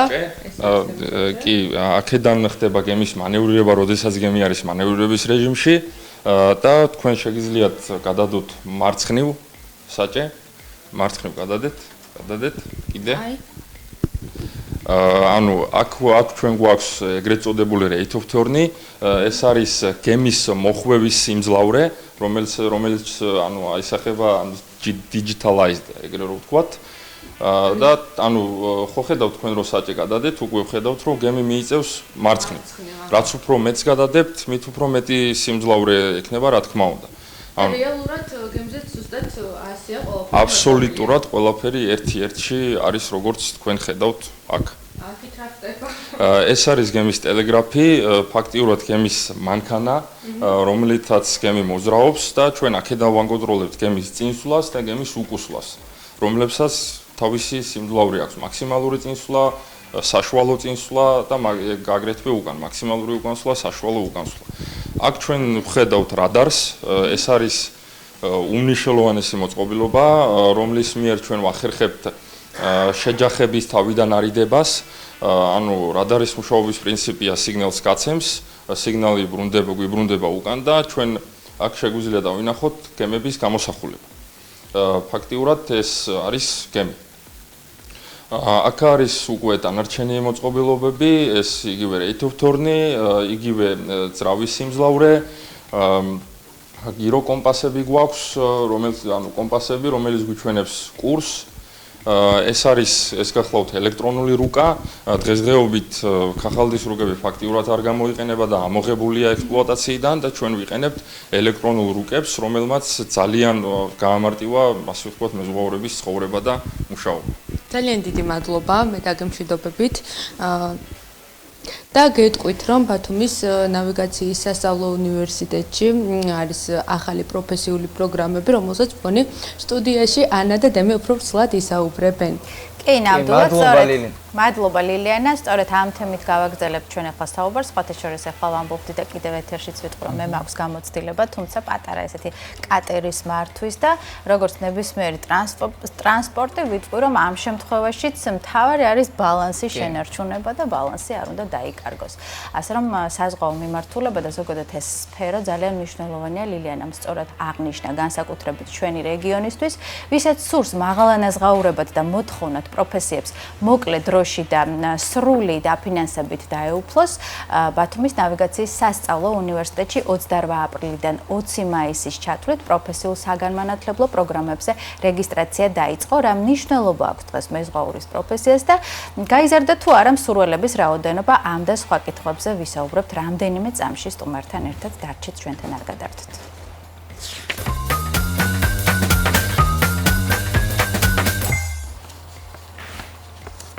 და დავბრუნდით სტუმართან ერთად მზევინარ ძირკვაძე, ბათუმის ნავიგაციის უნივერსიტეტის პროფესიული განათლების დეპარტამენტის სასწავლო პროცესის მთავარი ხელმძღვანელია ჩვენი სტუმარი დილონ მშვიდობისა. მადლობა სტუმრობისთვის და დავიწყოთ საუბარი. პირველ რიგში დავაანონსოთ და ვთქვათ, რომ მსურველები აუცილებლად დროულად უნდა დარეგისტრირდნენ, ალბათ რომ მოხვდნენ თქვენ სასწავლებელში, იმიტომ რომ დრო შეზღუდულია. ცვლილება შევიდა კანონში და შესაბამისად დრო არის შეზღუდული და ეს ამიტომაც ამ ყველაფერზე ვისაუბრეთ. მოგესალმებით. მადლობა მოწვევისთვის. მართლაც მივესალმებით თქვენს საზოგადოების ინფორმირების კამპანიას, იმიტომ რომ წელიწადში 2 ეტაპად არის პროფესიულ საგანმანათლებლო პროგრამებზე რეგისტრაცია, ორივე ეტაპი მოკლევადიანია და პროფესიის დაუფლების მსურველებმა დროულად უნდა მიმართონ ან დაწესებულებებს, ან გაიარონ რეგისტრაცია პროფესიულ საგანმანათლებლო პროგრამებისთვის სპეციალურ პორტალზე, VTM-ის ჯეზე და დარეგისტრირდნენ. ჩვენ დაწესებულებაში მომართვის შემთხვევაში სპეციალური ჯგუფი გვყავს ამისთვის გამოყოფილი, მხარდაჭერას უცხადებთ, თუ როგორ ხდება რეგისტრაციის პროცესში რა უნდა გაითვალისწინოთ, შემდეგ მიღების პროცესი რას გულისხმობს და ჩარიცხვის ეტაპებიც, რა თქმა უნდა, რაღაცა შეზღუდვები ახლავს თავისებური და ყველაფერი რომ გაითვალისწინონ და სწორად და საბოლოო ჯამში მოხდენ პროფესიულ საგანმანათლებლო პროგრამებზე, ამისთვის მხარდაჭერას უცხადებთ. ამ პროგრამებზეც ვისაუბროთ. დიახ, მოგახსენებთ, ჩვენ ვახორციელებთ საზღვაო მიმართულების, საზღვაო მომსახურების სამ პროფესიულ საგანმანათლებლო პროგრამას. ეს გახლავთ საგემბანე განყოფილების ექსპლუატაცია, გემბანის რიგითი მეზღვაური, სამანქანე განყოფილების ექსპლუატაცია, გემის სამანქანე განყოფილების რიგითი მეზღვაური და საბაზო პროფესიული საგანმანათლებლო პროგრამა ელექტროობა. რაც შეეხება ელექტროობას, ანუ გემის მართვის მიმართულებით არის პროგრამები ძირითადად. დიახ და რაც შეეხება მესამე პროგრამას, ელექტროობას, ეს არის დაბალი ძაბვის ელექტრიკოსი, რომელიც 10 თვის განმავლობაში მიიღებს კვალიფიკაციას დაბალი ძაბვის ელექტროობაში, ხოლო თუ იმას დასაქმება სამომავლოდ უნდა ზღვაზე შორეულ ნაოსნობაში, მაშინ გაივლის ისევე ჩვენთან დაწესებულებაში მოკლევადიან მომზადება გადამზადების კურსს და მიიღებს სამუშაო სერტიფიკატებს, რომლის საშუალებითაც მიეცემა საშუალება შორეულ ნაოსნობაში გემის ელექტრიკოსად დასაქმების. კი, აი დეტალებიც რო უთხრა ჩვენს მაყურებელს, აი სანამუშაოდ თქვენთან ჩაირიცხება სტუდენტი, რა კრიტერიუმს უნდა აკმაყოფილებდეს, რა განათლება სჭირდება თქვენთან მოსახლეობაზე სამომავლოდ სტუდენტი რო გახდებით. კი ბატონო, მოგახსენეთ ამ ეტაპზე ეს პროფესიული საგანმანათლებლო პროგრამები არის საბაზო საფეხურის, რაც იმას ნიშნავს, რომ დაშვების წინაპირობა პროგრამისთვის არის საბაზო განათლება და ზევით. ესე იგი, ვისაც აქვს საბაზო განათლება, საშუალო განათლება, საბაზო განათლება შეზღუდვა არ არის. ოღონდ არის პროფესიული განათლება, მუდმივი გამოწვევებია, მუდმივი სიახლეებია. პროფესიულ განათლებაში ერთი ტუცითაც ვერ მოდუნდები, იმიტომ რომ ძალიან დიდ ნებისყოფას და მაქსიმალურ ჩართულობას ითხოვს ეს პროფესიული კი ბატონო.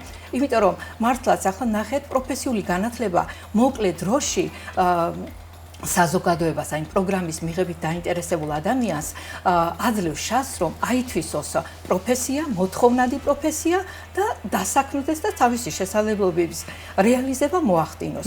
ამიტომაც არის მაქსიმალური ყურადღება მის მიმართ და აი სამომავლოდ გვაქვს სიახლე ის, რომ იცვლება საფეხური, იცვლება სტანდარტი და თუ კი წელს საბაზო განათლებით საშუალება აქვს, რომ აპლიკანტს დარეგისტრირდეს, სამომავლოდ უკვე დაშვების წინაპირობა საშუალო განათლება იქნება და ანუ ერთი საფეხურით ეს საბაზო საფეხურის პროფესიული საგანმანათლებლო პროგრამები აიწევს უფრო მეტი პერსპექტივა და მეტი პრივილეგია. ისეთ რა მაინტერესებს, რამდენად ვითარდება ამ კუთხით სწავლების პროცესი, იმიტომ რომ ტექნოლოგიური ცვლილებები სწრაფია, შესაბამისად ციფრულ სამყაროში რაღაც ყოველდღიურად რაღაც ახალი ინერგება და ამ შემთხვევაში რამდენად მნიშვნელოვანია მუდმივი განვითარება და აი მაგალითად 10 წლის წინანდელი მეზღვაურისთვის რამდენად მარტივია დღეს მეზღვაურობა თუ რაღაცა დღევანდელი განათლება არ აქვს.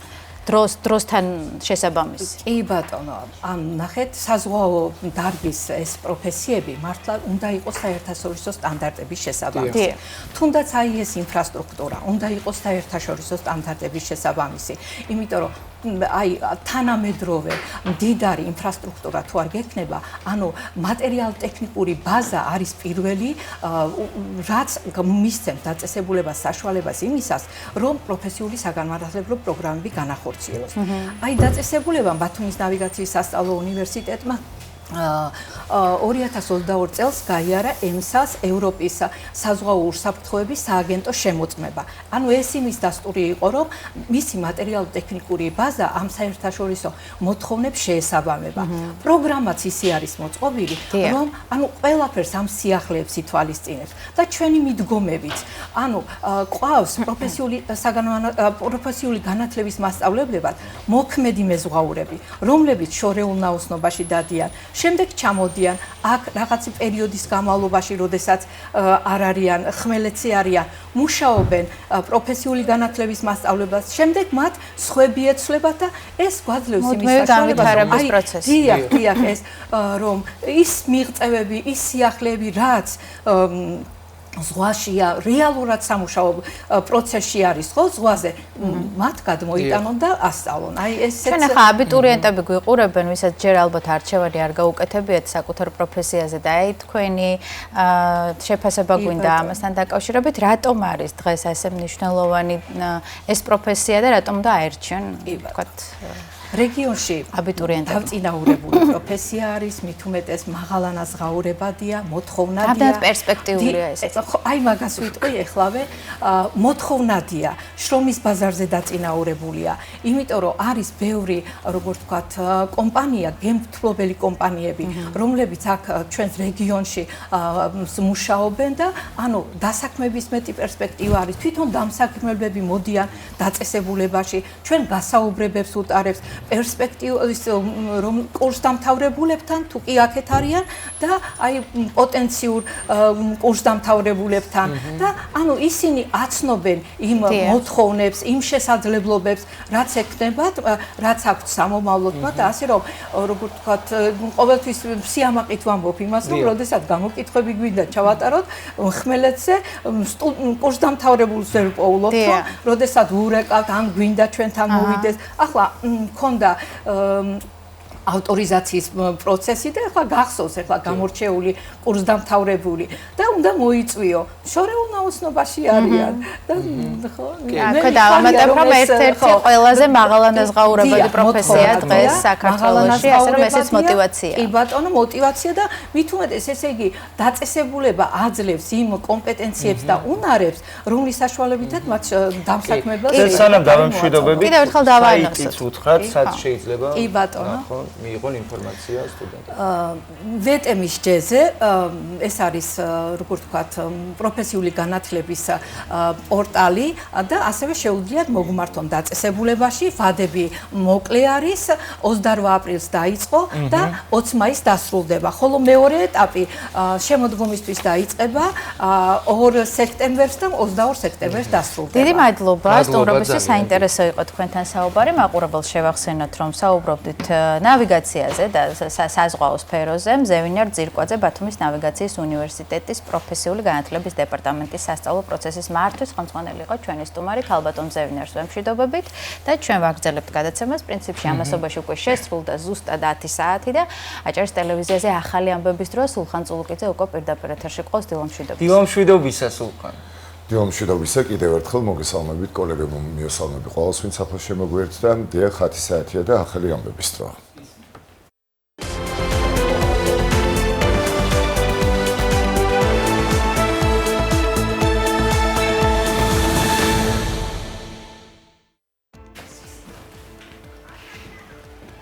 ვინ გახდება ქართული ოცნების თავმჯდომარე, ხვალ გახდება ცნობილი მმართველი პარტია ყილობის ჩასატარებლად ემზადება. ცნობილია, რომ მცირედი ცვლილებებია პოლიტსაბჭოს შემადგენლობაშიც.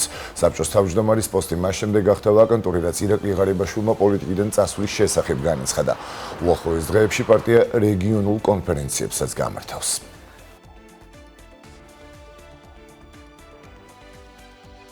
პარტიის საქმიანობა არ არის ზოგადად, ანუ 100% მოსახლეობის გადასაწყვეტი, მოსახლეობა ამ ტიპის გადაწყვეტილებებს იღებს არჩევნებზე.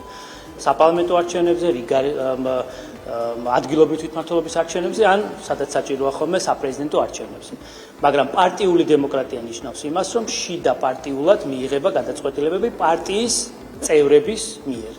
უპირველეს ყოვლისა ეს არის რეგიონული ყრილობები და აქ არ არის აუცილებელი მთელი პარტია, ცენტრალური ასე ვთქვათ პარტია ყველა მიიღოს მონაწილეობა. აქ არის საუბარი რეგიონებში, ადგილობრივ თემებში პარტიის წარმომადგენლების შეკრება და განხილვა ამ დისკუსიები, ამ საკითხების და საბოლოო ჯამში ცენტრალური ყრილობა, რომელიც გაიმართება 4 შაბათს. ამერიკის შეერთებული შტატების წარმომადგენელთა პალატამ მეგობარი აქტს მხარი დაუჭირა. კანონპროექტს სახელწოდებით საქართველოს ანგარიშვალდებულების, გამძლეობისა და დამოუკიდებლობის შესაძლებლობების გაძლიერებისა და მობილიზაციის აქტი მხარი 359 კონგრესმენმა დაუჭირა, ხოლო წინააღმდეგ 42 წავიდა. ახლა კანონპროექტი ამერიკის შეერთებული შტატების სენატმა უნდა დაამტკიცოს. ცნობისთვის მეგობარი აქტი გასულ წელს კონგრესის წარმომადგენელთა პალატაში კონგრესმენმა ჯო უილსონმა წარადგინა. კონგრესმენების განცხადებით მეგობარი აქტი ქართველი ხალხის მიმართ მხარდაჭერას გამოხატავს და საქართველოს ოფიციალური პირების წინააღმდეგ სანქციებს ითვალისწინებს. Regarding the continuing anti-democratic actions. Კონდა პატივი რომ ჩემს შვილებს ავღანეთსა და ერაყში ქართულ ჯარისკაცებთან ერთად ემსახურათ და ენახათ თუ როგორი მამაცები არიან ისინი. ოქტომბრის არჩევნების შემდეგ ქართულმა ოცნებამ ამერიკასთან კავშირის კრიმინალიზაცია დაიწყო და ღრმაწლოვანი პორტის მშენებლობის შესახებ ამერიკული კომპანიების შეთავაზება უარყო და $100 მილიონ მეტი ღირებულების ყველა მსხვილი სამშენებლო კონტრაქტი ჩინეთის კომუნისტური პარტიის ან მასთან აფილირებულ კომპანიებს გადასცა. ეს კი ამერიკის შუა დერეფანთან და ცენტრალურ აზიაში კრიტიკულად მნიშვნელოვან რესურსებზე წვდომას ბლოკავს. რეჟიმი პროპაგანდას ყოველდღიურად იყენებს და ამერიკელ მაღალჩინოსნებს, მათ შორის ამერიკის შეერთებული შტატების პრეზიდენტს დონალდ ტრამპს დიპ სტეიტის მარიონეტებად აცხადებს. ეს კანონპროექტი ითვალისწინებს სანქციებს ქართული ოცნების ბანდიტების წინააღმდეგ და მათ მიერ ჩადენილი უკანონო ქმედებებისთვის და ასევე უზრუნველყოფს ორმხრივი კავშირების გამყარებას საქართველოს მის კონსტიტუციურ კურსზე დაბრუნების დადასტურების შემდეგ. მოგიწოდებთ ამ კანონპროექტს მხარი დაუჭიროთ. წინააღმდეგობის პლატფორმამ საქართველოს მეგობართა საერთაშორისო ჯგუფთან დისტანციური შეხვედრა გამართა, სადაც ყოფილმა პრეზიდენტმა ზურაბიშვილმა და პლატფორმის წევრებმა ქვეყანაში არსებულ ვითარებასა და პოლიტიკურ კრიზისთან დაკავშირებით ისაუბრეს. სალომე ზურაბიშვილმა საქართველოს მეგობართა ჯგუფს წინააღმდეგობის პლატფორმის მონაწილეები წარუდგინა. მისი მიზნები და მუშაობის ფორმატი გააცნო. დისტანციურ შეხვედრას ესწრებოდნენ ევროპარლამენტარები, ევროპის ქვეყნების ეროვნული პარლამენტების წარმომადგენლები, ამერიკის შეერთებული შტატების კონგრესისა და საერთაშორისო ორგანიზაციის წევრები. ეს პლატფორმა უკვე სხვებთან ერთადაც მუშაობს, როგორც ჩვენ დღეს გვქონდა საშუალება რომ პროტესტის ორგანიზაციებთან, არასამთავრობო ორგანიზაციებთან, კულტურის ორგანიზაციებთან ერთად ვგეგმავთ 26 მაისს და ჩვენ ასევე მოვიწვიეთ ჩვენი მეგობრები 26 მაისზე, რომ ერთად ქართულ ხალხთან ერთად თვითონ ამითი გამოხატონ თავიანთი სოლიდარობა.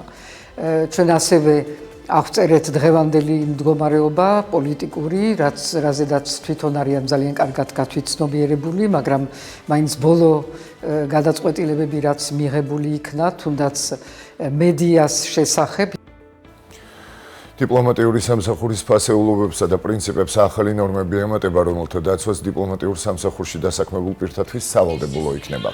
შესაბამისი ცვლილებები პარლამენტის ბიუროს წარედგინა. მთავრობის მიერ მომზადებული პროექტით სიახლეა ისიც, რომ დიპლომატიურ სამსახურში დასაქმებული დიპლომატიური თანამდებობის პირები და ადმინისტრაციული პერსონალი სხვა საჯარო მოხელეთა მსგავსად წელიწადში არანაკლებ ორჯერ შეფასებას დაექვემდებარებიან. ცვლილებები შეეხება დიპლომატების მივლინებებსაც. სასკოლო ექსკურსიების წესში ცვლილებებია. ახალი რეგულაციის მიხედვით მანძილთან დაკავშირებული შეზღუდვა მოხსნილია და შესაბამისად ორდღიანი ექსკურსიების მოწყობაც ნებადართულია.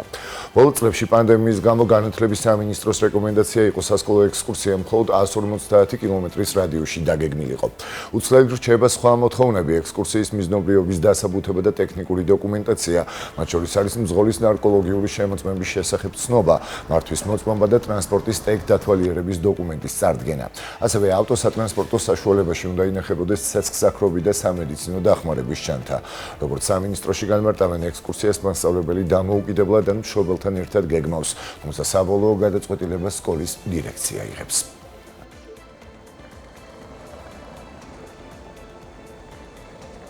დღეების რაოდენობა ესე არ არის კონკრეტულად რამდენი დღით, უბრალოდ ეს მხოლოდ ჩანაწერში იკითხება ის, რომ 500 კილომეტრის და მეტის გავლის შემთხვევა თუ არის და ექსკურსია იგეგმება ძალიან დიდ მანძილზე, ან აჭარბებს 500 კილომეტრს, მაშინ მძღოლს ვალდებულება აქვს თან ყავდეს გამოცდილი შესაბამისი კვალიფიკაციის დამხმარე მძღოლი, როდესაც სასკოლო ექსკურსია იგეგმება, სკოლა არის პასუხისმგებელი, მშობელთან და მასწავლებელთან ერთად, რა თქმა უნდა, ვინც აორგანიზებს და ამ წესების დაცვა სავალდებულოა და ეს, რა თქმა უნდა, ამ წესების უგულებელყოფა იწვევს შემდგომ უკვე შესაბამის პასუხისმგებლობას.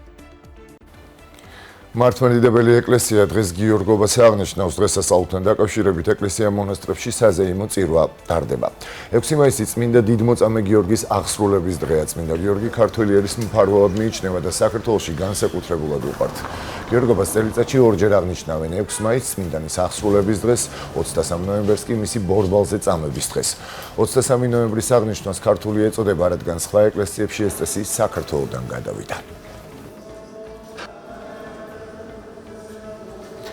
გამოშვებას უცხოეთის სიახლეებით განვაგრძობთ. რუსეთის საჰაერო თავდაცვის სისტემებმა 19 დრონი გაანადგურეს, რომლებიც მოსკოვზე თავდასხმას ცდილობდნენ.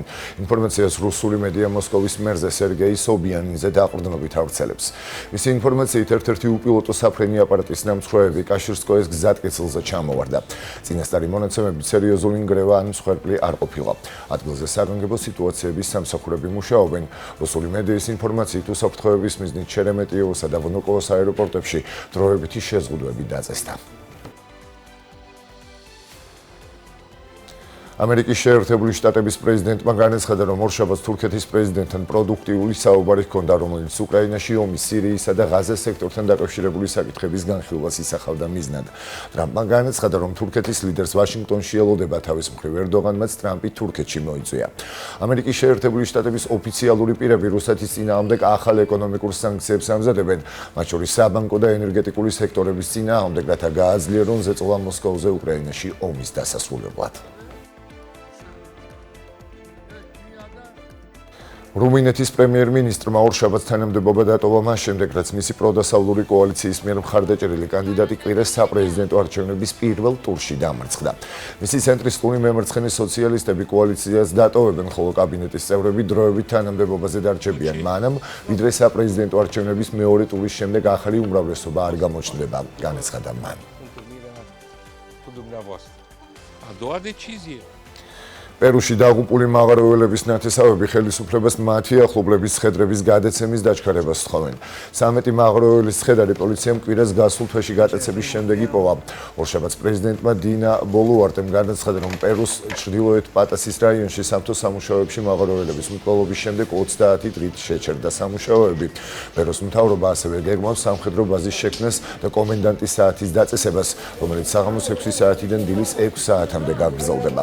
პერუ მსოფლიოში სპილენძის სიდიდით მესამე მწარმოებელია.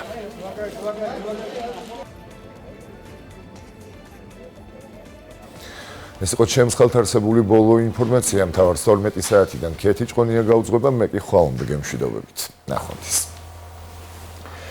ხვალამდე გემშვიდობებით. სულხან შევახსენოთ მაყურებლებს, ვინც ახლა შემოგვიერთდა თქვენ უყურებთ. გადაცემა დილის ტალღა სტუდიაში მე დემე ზოიძე და ანა შამილაძე ვმუშაობ. ახლა კი ვნახოთ გადაცემის მესამე ნაწილის ანონსი და მალე დავბრუნდებით.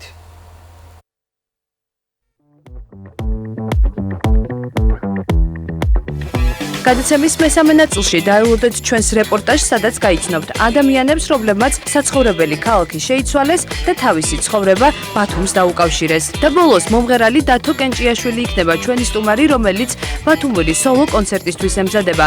მანამ კი პირდაპირ ეთერში სპეციალურად დილის ტალღის მაყურებლისთვის მუსიკალურ განწყობას შექმნის.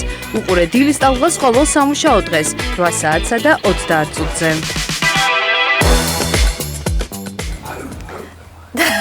დავბრუნდით.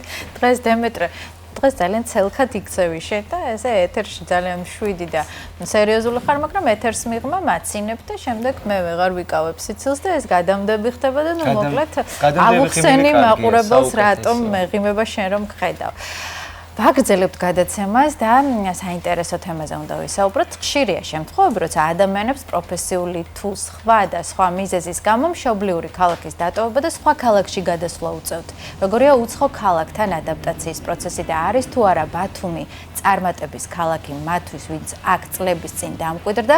სწორედ ამ თემაზე მოგვიბზადა სიუჟეტი გაბრიელა კვაჭანტირაძე. ნახოთ.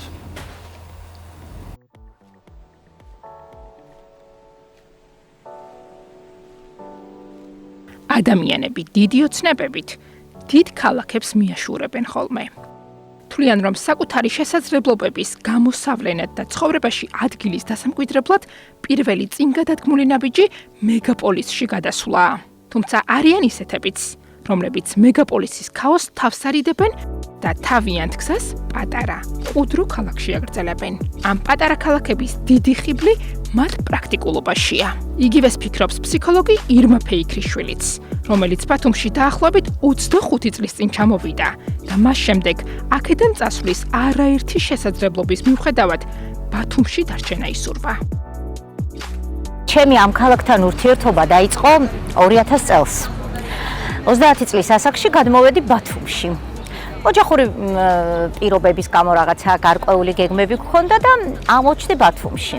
თან ეს არის კულმინაცია 90-იანების, როდესაც არ არის შუქი, არ არის არანაირი პირობა, დგას შეშის ღუმელები და ქალაქი გახვეულია აი ამ კვამლში, თითქოს რაღაც საოცარი ნისლი იყოს. იყო ძალიან რთული. უწუხელად ვიტყვი, იმიტომ რომ დავტოვე ყველაფერი თბილისში და წამოვედი. გამიჭირდა სამსახურის მოძებნა, დასაქმების პრობლემაც იყო. ცოტა ხანში გავიცანი ბევრი ადამიანი და ყველაზე საუკეთესო რაც ჩემ ცხოვრებაში მოხდა იყო ის, რომ დავიწყე მუშაობა. დავიწყე მუშაობა საპატრიარქოსთან არსებულ საბავშვო ბაღში. არსად არ მივდივარ, არსად არ ვაპირებ წასვლას. ბათუმი ჩემი ქალაქია, ასე ვთვლი. და ალბათ ისიც შემიძლია ვთქვა, 25 წელი თუ აქვს ცხოვრობა, ალბათ ბათუმელის ვარ. და ის რომ ეს ქალაქი ჩემთვის ასეთი კომფორტულია, ამდენად საყვარელია, ძალიან ბევრ რამეს განსაზღვრავს ჩემს ცხოვრებაში. აქ არის ჩემი ყოველდღიურობა განსაზღვრული, ჩემი კარიერა აწყობილი და ნუ ყველგან შეიძლება ყველაფრის გაკეთება, უბრალოდ მიყვარს და არ მინდა. ეს ქალაქი უზომოდ შეიყვარა ცნობილმა პედიატრმა ნინო ჯიმშელაძემაც. ის ბათუმიდან მრავალი კილომეტრის მოშორებით კახეთში, ლაგოდეხში გაიზარდა. ლაგოდეხელი ნინო ალბათ ვერასდროს წარმოიდგენდა, რომ სამედიცინო უნივერსიტეტიდან აქ პრაქტიკაზე ჩამოსული ოჯახს შექმნიდა და ერთ დროს სტუმარი ამ პატარა ზღვისპირა ქალაქში თავს მასპინძლად იგრძნობდა. არ აყვავდა აქ ჩვენ არავინ ნათესავი, აბსოლუტურად არავინ არ მყავდა კიდევ არც მეგობარი, წამოვედი ფაქტიურად ისე ყოველგვარი ნაცნობების გარეშე და სულ ფიქრობდი, აი როგორ ვიცხოვრებ იქ, იმიტომ რომ ჩემთვის ეს იყო ძალიან უცხო გარემო. იმდენად უცხო გარემო იყო, რომ მე ვიყავი მიჩვეული ამას. თბილისში ვცხოვრობდი, კახეთი იყო ჩემი სამშობლო და უცებ ხვდებოდი აჭარაში, სულ სხვა კუთხეში. მაგრამ ისეთი სითბო იყო აქ. ისეთი სითბო დამხვდა ბათუმში და ისეთი ურთიერთობა იყო ხალხში, რომ სულ არ გამჭირვებია, იცით, აი აბსოლუტურად ერთი წელი ინტერნატურა მქონდა ბავშვთა საავადმყოფოში და შემდეგ უკვე გამანაწილეს მახინჯაურში და აი იქიდან დაიწყო ჩემი ურთიერთობა და ბათუმი იყო ქალაქი, საიდანაც დავდიოდი მახინჯაურში 18 წელი და აი ამ პერიოდში მე გეტყვით, ისეთი დიდი სიყვარული მქონდა ზღვის, ქალაქის მიმართ, რომ მივდიოდი, ასე მეგონა, რომ ეს სხვა მახინჯაურში მიმაცილებდა ისე ბრუნდებოდი და მომაცილებდა. ეს არის სულ სხვა ადგილი, სულ სხვა მხარე. აი ყველა დილით მე უკვე დიდი ხანი ალბათ 13 წელია, ყველა დილით როგორც ზამთარ საფხულში დავდივარ ბულვარში, ვარჯიშობ და თან ტკბები ბულვარის სილამაზით. ესე იგი, როგორ შეიძლება არ გიყვარდეს ქალაქი, რომელსაც ასეთი ლამაზი ქუჩები აქვს, რომელსაც ასეთი ზღვა აქვს და ბულვარი კიდე ხანდისხან ფიქრობ ხოლმე და ხშირად მithქვია, რომ როგორ ჩერდებიან ხალხი დილით ლოგინში, როგორ ძინავთ, როცა ბულვარი გეძახის, ბულვარი არ ქვია და 64-ში ხარ, იცით, აი, გადიხარ და ეს არის მართლა სასწაული ადგილი. არსებობენ ადამიანები, რომლებსაც კონკრეტულ ქალაქთან კონკრეტული მისია აკავშირებთ. ბესეუს პროფესორი, ჟან მონეს კათედრის ხელმძღვანელი სოლომონ მენაბდიშვილიც. 2018 წლიდან მოხდა ისე, რომ შესაბამისად მიზეზი იყო, შესაბამისი კადრები კვალიფიკაციის არ იყო ბესეუსში და მოგვიწვიეს ორი ადამიანი თბილისის სახელმწიფო უნივერსიტეტიდან. შესაბამისად დაუჩი შემოუჩი მეორე ადამიანი ეს წელიწადში წავიდა. დაუჩი მე და შესაბამისად აკრედიტაციები ყველაფერი გავიარეთ, წარმატებით მუშაობთ, ევროკავშირის გრანტებიც გვაქვს, კვლევები და რაც უნივერსიტეტისთვის საჭირო იყო, შესაბამისად ყველაფერი გავაკეთეთ იმისთვის, რომ წარმატებით ვიფუნქციონოთ, მივიღოთ ვასწავლოთ შესაბამისი განათლება მივცეთ სტუდენტებს. ჩემს გარშემო აქ ადამიანებიც არიან, რომლებიც მართლა მაბედნიერებენ, მე შესაბამისად ვცდილობ, რომ განსაკუთრებული მეგობრობა მქონდეს და ურთიერთობა ყოველდღიური წააყვარ. თბილისშიც ვარ, მათ შორის მაშინაც კონტაქტობთ ხოლმე და ხშირად ვიკრიბებით ხოლმე შესაძლებლობის დაგვარად. ყველას ოჯახი ყავს აქ და როცა დრო აქვთ, ხან ჩემთან, ხან მათთან, ხან ბოლცეინობთ. სიმართლე გითხრათ, ისე შემიყვარდა აქაურობა, რომ ბინაც ვიყიდე, რომ მე შესაბამისად აქეთ გადმოვიდე და ვაპირებდი დარჩენას. მადლიერების განცდა ბუნებრივია მაქვს, რა თქმა უნდა, ეს ადამიანებზე არის დამოკიდებული და არა ქალაქზე და ამ ქალაქზე და ბევრი მეგობარი მყავს, რა თქმა უნდა და მე მათთან ყოველთვის ვიმეგობრებ და მათი ნახვა მინდაც ბათუმში, მინდაც თბილისში, ნებისმიერ ადგილზე ყოველთვის გამიხარდება. მიუხედავად იმისა, რომ ქალაქის სილამაზე და აქაური ხალხის სითბობას ხიბლავს, მისი საბოლოო მიზანი მაინც მშობლიურ მხარეში დაბრუნება. ქათქათა და საოცარი ბათუმი, რომელიც ოდითგანვე არაერთი მუსიკოსის, მწერლის თუ მხატვრის მუზა გამხდარა, რჩება ქალაქად, რომელიც თავს გაყვარებს და შენში წარუშრელ კვალს ტოვებს. კი ბატონო, ეს მიმღებლობა აქვს ჩვენს ქალაქს, ნებისმიერი ადამიანი, ვინც ჩამოდის, ძალიან მალევე ხდება ბათუმელი, იმიტომ რომ თვითონ ამ ქალაქს აქვს ეგეთი ენერგეტიკა, ადრე თუ გვიან ბათუმელდები და რაღაცა შესისხორცება ხდება ამ ქალაქის ენერგიებთან. კი, ნამდვილად. ეხლა დილის ტალღის მაყურებელი მუსიკალურ ტალღაზე უნდა გადაიწყოს, რადგან მასშტაბური პროექტი, რომელიც დათო კენჭიაშვილის ტურნეს გულისხმობს, სწორედ ბათუმიდან აიღებს სტარტს. მომღერალი 7 მაისს პირველად სოლო კარიერის განმავლობაში ბათუმის საზაფხულო თეატრში კონცერტს გამართავს.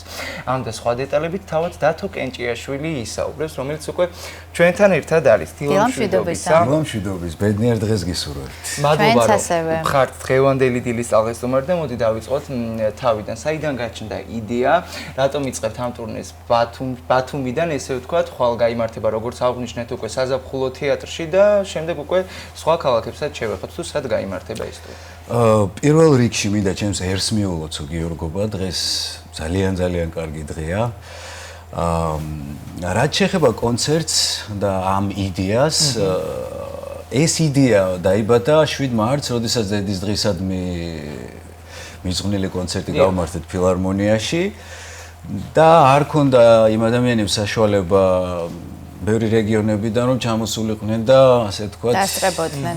დამტკბარიყვნენ ერთი პატარა ლამაზი საღამოთი და გადავწყვიტეთ ჩვენ მე და ჩემმა მეგობრებმა რომ მთელი საქართველოს მასშტაბით გავაკეთოთ ტურნე და რა თქმა უნდა პირველი დავიწყეთ ბათუმიდან. მე ძალიან მიყვარს ბათუმი, ძალიან ბევრი ისტორია მაკავშირებს, ძალიან ბევრი მეგობრები მყავს.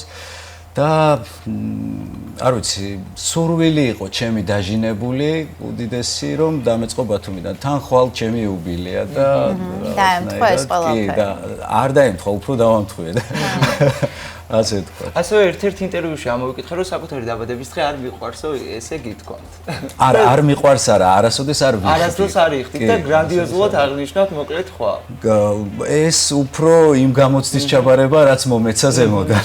ამიტომ სტუმრად ბათუმელები გეყოლებათ. ნუ მეტნაკლებად. ძირითადად. უფრო ბათუმელები, რადგან მე ძალიან მიყვარს მათი სმენის კულტურა.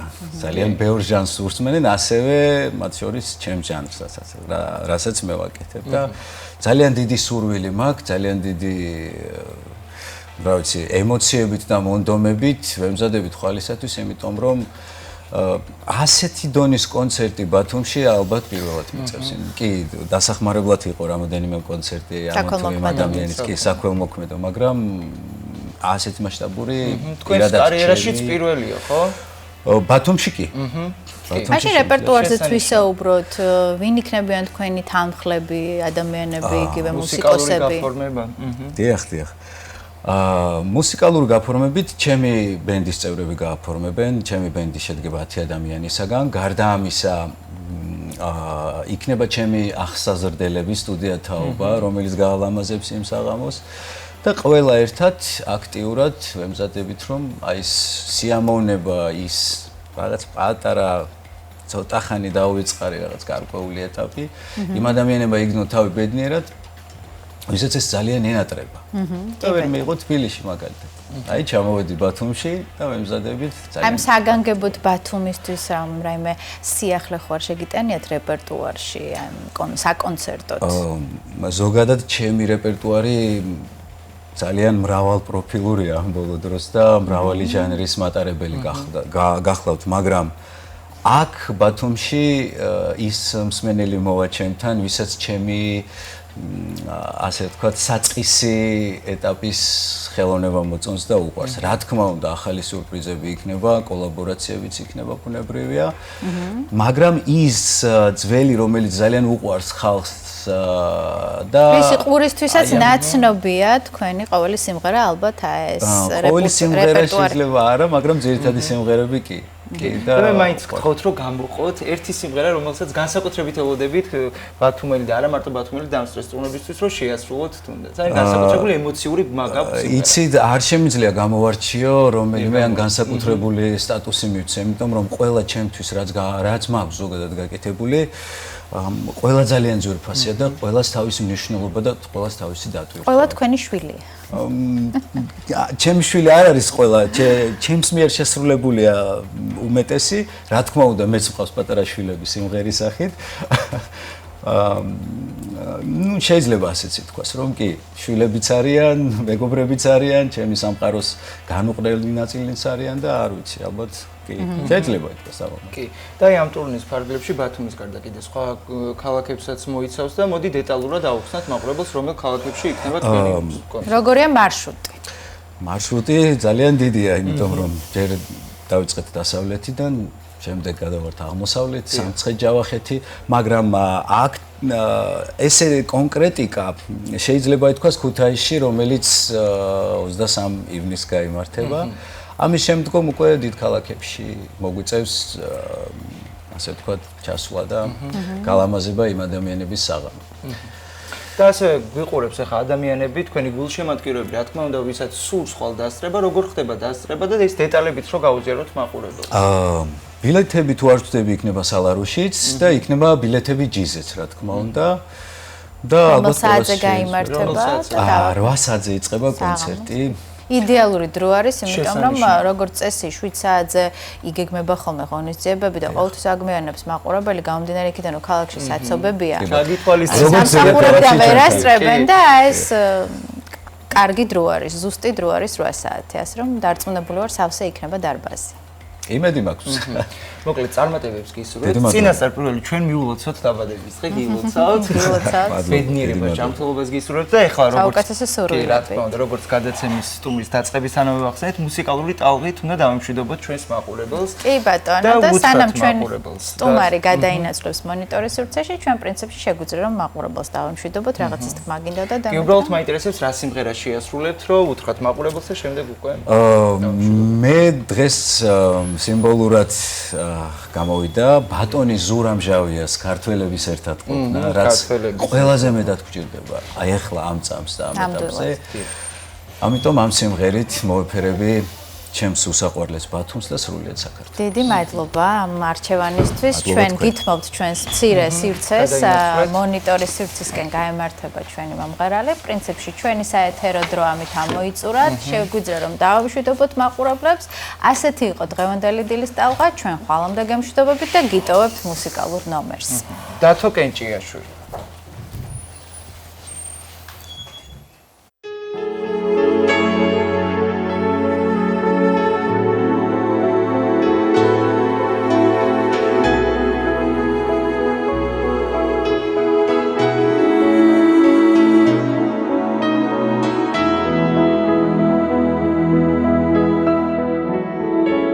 ისე მткиვა მორჩენილი იარა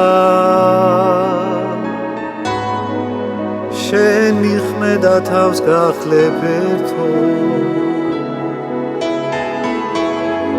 ხასუსი ჯავს სიტყვას როგორც იარა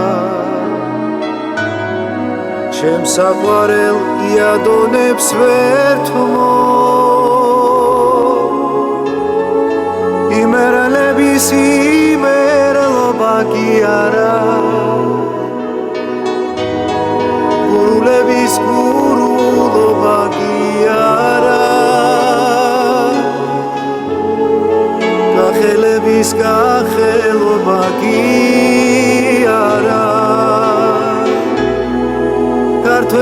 არის ქართველობა და მილოცე ღმერთო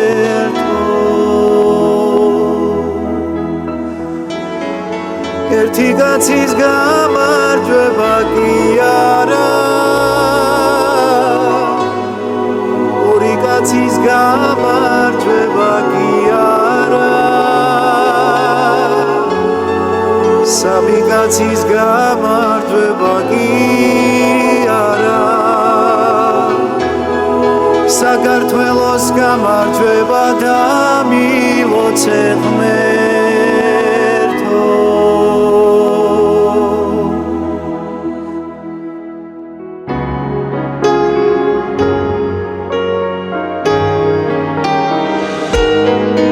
ისევ მდგივა მორჩენილი იარა